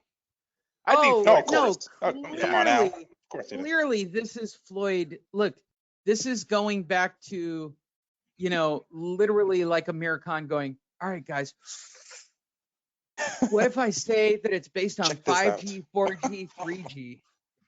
Dude, you're high. You shouldn't say that on video. No. It's going to get me a fight with Terrence Crawford. Smart investments. That's why, right now, with this huge academic, Oh my God, you're fucking crazy. Oh my God, it happened again. All right, hold on. All this crazy stuff is going on. With the crazy shit that's going on. Like, I still got money. I mean, smart investments. Did That's he why, wait, right now, what? with this huge academic, I have the COVID-19 already. with this huge shit that's going on, all this crazy stuff that's going on. Hey, maybe he does cocaine. Let's rewind the video. Rewind the video. By the way, 50 Cent has a line. Ain't nobody around to tell him not to say that. Look, see, he grabs his nostril. Oh my God, he's fucking crazy. When he starts stuttering, he grabs his nostril. Maybe he just did a line, man. Look, My investments is I still have going on. all the money. I won it. I made smart investments. Yeah. Dad, of course I about do. 2 hours later, his daughter called him and said, I need that money for a lawyer, Dad. Yeah, like let me Western Union that shit over to you real quick. I go back to 50 Cent nailed it. Ain't nobody around to tell him not to say that. All this crazy stuff Yeah, that's going I on. agree, 50 Cent. Way to go, Yeah, that's Curtis. exactly what 50 Cent actually. That's what he said before when he was doing business with him. He's like, dude, he's got too many yes people around. No one tells him no. That's why, right now, I'm with this high. huge I'm academic, high as a kite. I had a blunt. I was hanging with Snoop, and I just fucking wanted to shoot a video. I'm fucking crazy. This video doesn't get better. Like, there's no spin you can put on this fucking video to make him not That's crazy. why, right now, Right now, I'm high. with this I huge, got money. Let me show you money, because most of you right now don't have money, so I'm gonna make myself a bigger dick Yeah, by showing right. you all the fucking money. all this crazy stuff that's going After he wipes his nose, yeah, he's done a couple of lines. Oh my on. God. Investments is still All right. Rethinking of the power rankings. All right, rethinking of the power rankings. No, this isn't that bad. I still By the think way, fucking this video- Khan's got it. Yay, Floyd, you want to be top 10 and everything. All right, rethinking of the power rankings. Number 5. Wow, is Chavez Jr. falling down the food chain that far? Like, I got to put Chavez Jr. at number 5. I mean, Dude, he's we got literally. so many characters out of the TMT though. Tank Davis, we got Broner, he used to be his little No, brother. well, okay, we got to put Broner in the He pile got his because daughter fucking stabbing people. Woo! I mean, Floyd came hard this week. This to get in week, the right? top, Yes, the he pound did. for pound douchebag awards. I mean, literally, He's Floyd like, came. He's like, look, I know people are dying. You know what I mean? I know mean, you guys are all at home, but look, I got money. I got money, y'all. Money. So, Yeah. so Floyd, to get in the top 10 douchebag rankings, came with money, shot an Instagram that nobody can look at and go, wow, you're a dick. You are a douchebag. And by the way, your daughter went to jail for fucking stabbing someone? She's in Yay. jail right now. Congratulations, dude. You fucking nailed it. Like, this is, by the way, this is why why Floyd Mayweather is a first ballot Hall of Famer for the douchebag awards. Like, literally, when you think Floyd is like, we said this 2 weeks ago, you were going to fight twice in 2020? What are you talking about? Like, that wasn't even a discussion until people started dropping dead. So you rode that chain. And then he comes back with the video, and then your daughter goes to jail for stabbing a dude. Andrew, we have a new pound for pound champion right now. All right. He is the GOAT of douchebags. It is Floyd Mayweather, Andrew. I'm telling you, man, it's very hard. It's very hard to go up against this guy. You gotta love He's it. the fucking GOAT of douchebags. So unanimous decision. Yeah. I feel a lot better though that I know that Floyd has good investments during the coronavirus. I do feel better. It did lighten my day a little. I'm glad. You know what? I'm glad he could show me his fucking physical paper too. I mean, you know what? I'm glad you can like. It warms my heart so much to see. Hey, matter of fact, no, but rewind. Let's count the stacks because really, he's Actually, talking to a certain level. All right, let's watch this again, and we will put it directly on the money this time. Yeah, let's count. What is it you think it is? 10 grand stacks, Lee? What is this right here? No, they're usually 5 grand stacks. I'm not saying that I have experience. Maybe I do, but those are usually 5 grand stacks. Here it comes. My investments are still paying off. Freeze. Okay. Well, it doesn't work that way. Instagram sucks. Oh. I'm going to try and take a photo. You play it, I'll take a photo. Screenshot that shit. He's going to do it again right now. I'm going to try to freeze it. With this huge shit that's going on. Okay. Come on. Give me my stacks. All this crazy stuff that's going on. So what he's about to show is... My investments are still paying. All right. So 1, 2... Well, hold on. We need the Wonka No, strainer. there's 2 at the very top Andrew, there. There's 2 we at the very need the top. Wonka strainer. 1, 2. No, that one that's 1 is like 2 stacks, isn't it? The very top. All right, I'll give you 4 up here just to be safe. Oh, All right. okay. So Okay. 4, All right. 4. 5, 6, 7, 8, 9, 10, 11, maybe 12. I'll even give you a bonus. 13. Let me get the Steven Espinosa calculator out for this. 13 65 racks times 5. Andrew, you know what it said? 65. 240 million for Deontay Wilder. Oh shit. It's still fucked up. I was like, I said, fuck, I got that wrong too. No, let's go with a minimum, like $60,000 or $70,000 cash. Right. Which, by the way, is a federal offense. You're not allowed to have that much cash. So by shooting this video, literally the feds should be at your door asking why you need that much cash. But hey, who am I to point out that you're not allowed to have that much cash? All right, so 60 grand. That's, dude, really? Exactly. Like, there's guys looking at this video going, who's he really talking to with this 60 grand? I make investments. Look, 60 grand. Look, I'm so big. So popular with my 60 grand. I'm just saying, there's rich people that go, man, he's talking to a certain level. He's rubbing it in the face of the people. No, he's rubbing it into the 10% who are filing unemployment. Straight up. You're like, listen, you blue-collar white people who work at Walmart, I'm rich, and this is what you make in a year, and I'm going to go to a strip club and have fun. Fuck you. Yeah. Very sad. It's very sad. Not really rich. So, there, all right. Floyd. So, is there any dispute that we officially name Floyd Mayweather? It was a good week for him. It really was. Your daughter goes to jail for stabbing someone. Literally, that 60 racks is gone on that trial too. That assault charge can bring 60 racks for the lawyer. Seriously. If you don't want her to do any time. Look, if you don't want her to do any time, not be a felon, not have to do any classes, that's 60 racks going right to a lawyer. Look, I'm not going to out all of Fight Net Radio, but I'm going to say all 3 of us may or may not have spent time in a penal system. And 5 hours to get out, Floyd spent a lot of fucking cash to make that happen. Okay? That's just kind of the reality of that situation. Your daughter only did 5 hours. She didn't even have time to freeze her ass off in an ice cold fucking chamber. She never went to the jail. She was in a drunk cell at the. She didn't even have to wait for the badass bologna sandwich that comes at lunchtime. I mean, I'm gonna be honest. I don't think Miggs has done real time yet. But Andrew and I, let's just safely say, Andrew and I may or may not have visited a penal situation in our lifetime. And let me tell you about the fucking bologna sandwich. It is bullshit, okay? It is straight up bullshit. Hey, Miguel, here's some advice. Hey, take it, though, because you won't eat again until the middle of the day. Hey, I was like, fuck that. I don't want that shit. Oh, man, did I regret that hours later. Right, with the mayo that actually kind of gives you... Hey, Andrew, I'm going to qualify. And the mayo that kind of gives you a headache? Like, what is that aftertaste on the fucking mayo? Like, how does that work? The inmate Migs, semen. don't go to jail. I'm just kidding. I think All right. I think the I'm moral of the taking notes, story guys. is, I'm taking notes. what, do you want to out yourself right now and say you may or may not have done some time in a penal situation? Poor Floyd. Oh my God. The shit that's His going on daughter right now. didn't, like, she was eating at a 5-star restaurant that night in fucking Texas. Okay. She didn't do real time.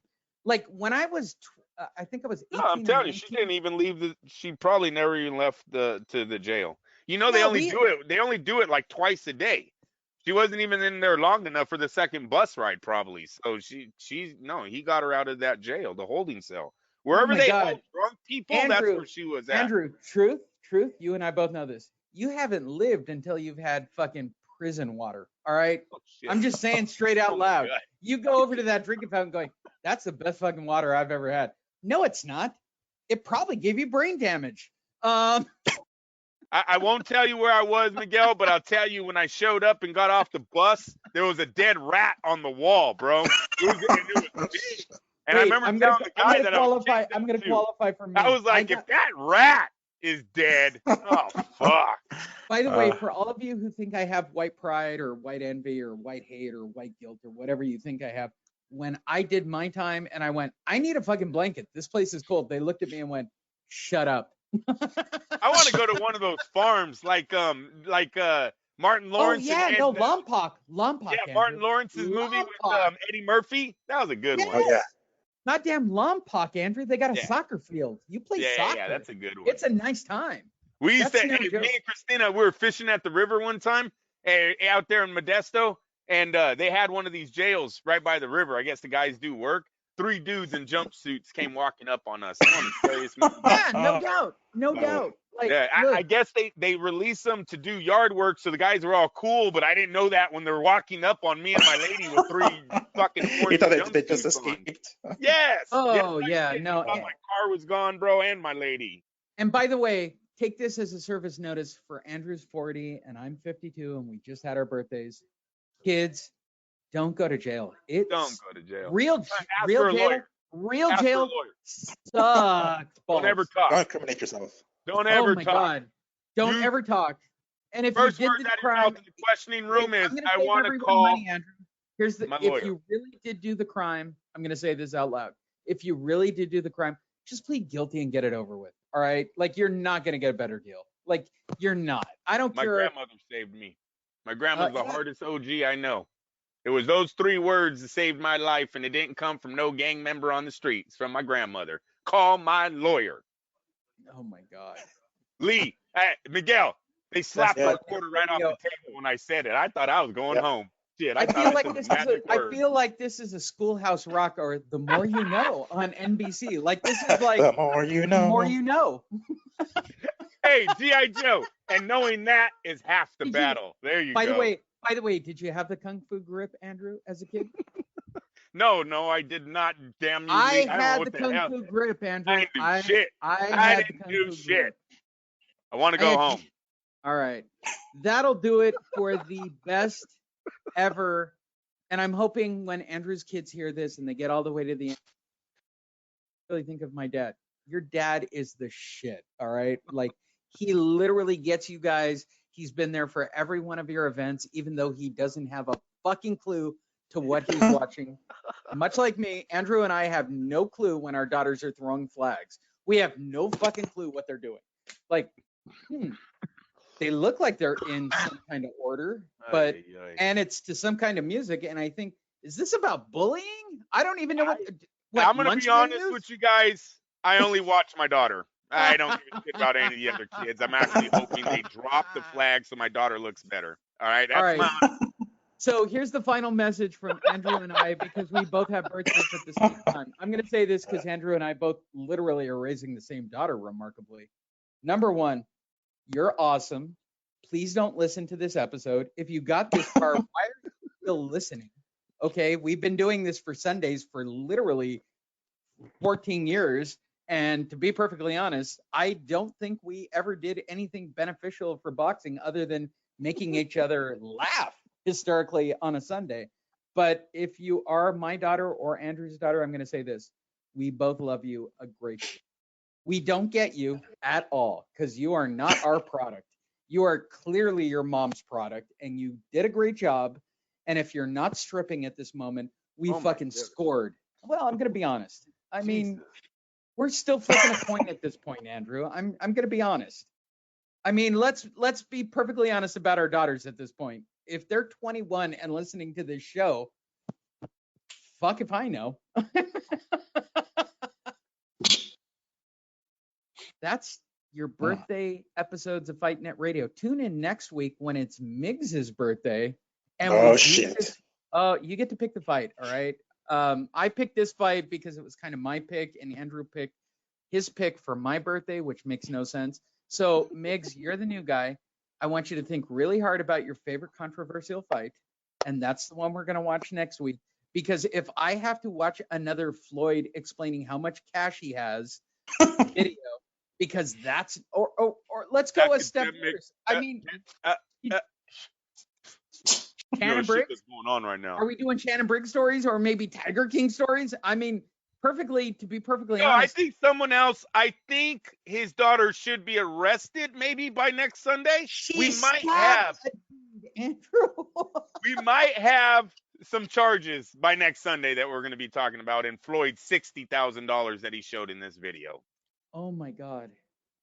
All right, and we all agree, taking number one position for this week, pound for pound, douchebag, Floyd Mayweather. Everybody give him a round of applause. Him and Amir Khan. Man, they've been on collision course Amir their Khan whole with life. the 3G, 4G, 5G.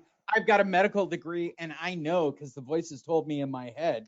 By the way, I completely recommend watching Penn and Teller's bullshit because they do a line about a guy who talks about the police following him, and he goes, I know because the voices in my head told me. And this is actually could be for douchebag of the COVID-19 virus.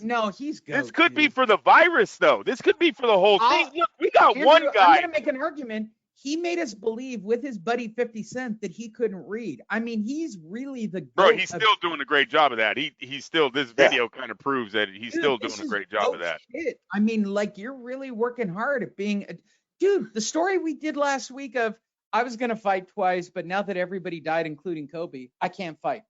What? You were never going to fight, asshole. You were never going to fight. You weren't in the gym. You showed us no training videos. Why are you lying? Oh, Roger's dead. Kobe's dead. My turtle Florence is dead, so I can't fight for 2020. Floyd, yay. You are the GOAT, bro. You are the GOAT for making news and being a douchebag. Like, this is better. You got Floyd. Floyd literally flaunting money still while people are dying of a virus. So you got that.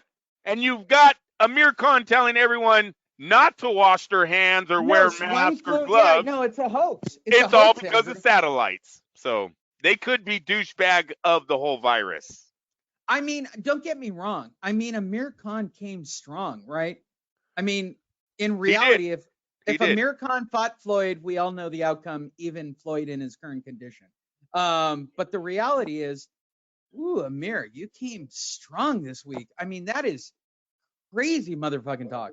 Like, matter of fact, Lee, you guys, that's a great fight that might be revisited now because of the attempted murder charges that are about to be filed. You might see Khan versus Mayweather here in the near future. All right, I'm just throwing it out there. I'm spitballing because it is WrestleMania weekend, and we had a great Saturday with the first round. It was great. It still worked. Yeah, was okay. It was a little eerie without the people, but yeah. Literally, my girlfriend got into it. She's like, what's the storyline? And I told her the storyline for each fight. She's like, oh my God, this is great. I said, yeah. It's actually, I'm surprised at how good it is. It might have been the vodka talking. Probably. She goes, is this great with a live crowd? I said, yeah, since I've been to 2 WrestleManias, I can safely tell you it's way better outside with a lot of people who are drinking and stupid. But, and by the way, shout out to The Undertaker, who gets yet another win on the nearly undefeated streak in the Boneyard. I can't believe they gave it to him over AJ. That was kind of shocking to me. All right, I digress. Oh, that was good, though. All right. It was good. It was a great match. It's the way to end the night. Tonight is Brock Lesnar. So, hey, you guys. By the way, she actually said this to me. She goes, so Brock's fighting tonight. Why is that a big deal? I said, he doesn't interview. She goes, but don't you have Brock Lesnar at the beginning of your show? I said, oh, I have a full interview with Brock Lesnar where I'm sure he wanted to punch me in the face. I said, but I was in Cincinnati the week he was signing, and the reason we have this is Brock Lesnar and you're listening to Fight Net Radio, which is the bomb drop that I've actually taken out of all of our drops. But the reality is, when everybody says Brock doesn't like to do interviews, oh, let me safely tell you, and let me tell you what he hates worse. Stupid questions, like a guy like me going, hey, Brock, what are you doing here? Like, this is real fighting. Andrew knows because he's heard it. I literally said that to the face of a Division D1 straight up bona fide stud. And I went, what are you doing here, Brock? Like, this is real fighting. And I literally saw that fucking brow of his and that fucking mohawk go to the back of his head. Yeah, I'm going to sign with the UFC. All right. Hey, would you do a drop from my show? This is Brock Lesnar, and you're listening to Fight Net Radio. And I feel like when I turned it off, he literally wanted to punch me in the face. I just feel that. Andrew, give me a Larry Merchant closing on Floyd Mayweather. There's nothing to give on a Larry Merchant closing. Thank you guys for everything. See you next Sunday. This conference will now be recorded. Bonus podcast, people. You guys are missing out. All right, talk about 239. 249 got canceled. So I'm not. It's on the verge of being canceled. I'm not gonna get Managda Dagda Vagda Nagda. No, he's in Russia. He can't even leave Russia. We can't even enter Russia right now. That's out of the fucking. He's out for sure. And Miguel, that's what made me kind of turn my head on Dana White when him and Bob Arum been going after each other through this whole COVID-19 thing. Bob Arum called him a moron the other day for saying that this fight was going to take place. I didn't know Magnadev, or however you say his name, was not even out of Russia. Technically, it's Managdavev. Magnadev. Does Dana White watch the news? Like, I don't. Well, Dana White's involved in another fucking scandal now. Did you see shit? Someone's trying to extort money from him or something like that, from some sect or some shit like that. So he's got a lot of things. By the way, when I saw it, I went, I'm not shocked. It's only going to be interesting if it's cheeky, though, right? Does anyone want to really see Dana White do straight up sex? No, fuck no. Honest, no. This tape is only interesting if there's a spoon Charlie involved. Brown, the motherfucker looks a lot like me. So as long as I don't physically have to see him, he's doing like a POV thing, I'm kind of down. I mean, I got to be honest. I just don't know if the price is going to go that high for a missionary Dana White sex tape. There's got to be something to this tape that makes people look. Like fishnets or something, and boxing gloves or fishnets and UFC gloves. Yeah. A fucking double-headed dildo. Yeah. Oh my God. Or something. And he shot it. And by the way, the only way he'd be nervous, he literally planted the camera side view, right? It's not POV. It's not him holding his phone. The dumb fucker put it on a stand and went, honey, I got a spoon. Fuck, what, really? And she got a hold of the video. What, did you send it to her like an asshole? Like, that's for you whacking off later on, asshole. I mean, it would be so wait, should I go to Pornhub and see if it's available? I mean, not yet. They're still trying to get some money. Yep. Are you sure? Let's see. Dana White sex tape. Dana Wolf. Yeah, well. Yeah, so 249 nothing yet. And by the way, if you're Andrew's family, stop watching. Stop listening. I'm gonna cut this out anyway. That guy disappeared, man. Oh yeah, no doubt. Nope, no Dana White tape. And by the way, everybody's doing private videos now in the hopes of being a video chat person, which is even funnier to me. Oh, so your new job is being a sex worker on fucking Instagram. Yay, you. Here's an idea. Why don't you just suck my dick and wash the floors? I mean, I'm just spitballing here. I'm just spitballing, honey. Just brainstorming. Just brainstorming. why do you feel that you need to go from Walmart worker to fucking whore on video? I mean, I'm just spitballing here. The sales Vegas is gonna have when they reopen. Oh my God, Andrew! Gonna, like, don't get buy me a room, started. get a hooker kind of sales. I'm just saying. Oh yeah, like a hooker for a room. Yep. We basically have the same birthday. I'm telling you, turn that fucking place on. I'm taking my boys to Vegas. It's gonna be Christmas on the Strip. I mean, fuck. I didn't realize how much I miss Vegas until I couldn't go to Vegas. I'm literally shocked at how much I miss Vegas for my birthday. Like, I got a picture of me blowing out candles. My girlfriend's in the next room. She goes, "You look sad in every photo with your birthday cake." I said, "Because I'm not in Vegas." I mean, I tried. You were great. Yeah. Sex was amazing. You did everything I asked for. Like, it was a great birthday. She did everything she could humanly do to make it a great birthday. And she goes, "You still look sad." I said, "It's not Vegas." She goes, "Is it that great?" I said, "It kind of is." I don't want to do my Tom Segura voice. I don't want to do my Tom Segura voice of, "Yeah, it's kind of that great." All right, you guys. I am off. All right, sign off. This was bonus content for all the podcast people who think we're fucking nuts. You may close the show right here. I just did. Thank you very much, you guys, and I will see you next time. Fight Night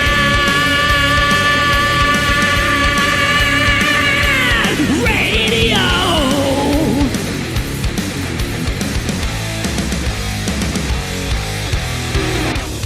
FightNetRadio.com with Andrew and Lee, talking boxing, combat, sports, comedy, football, and everything kick-ass. All on FightNetRadio.com. Fight Night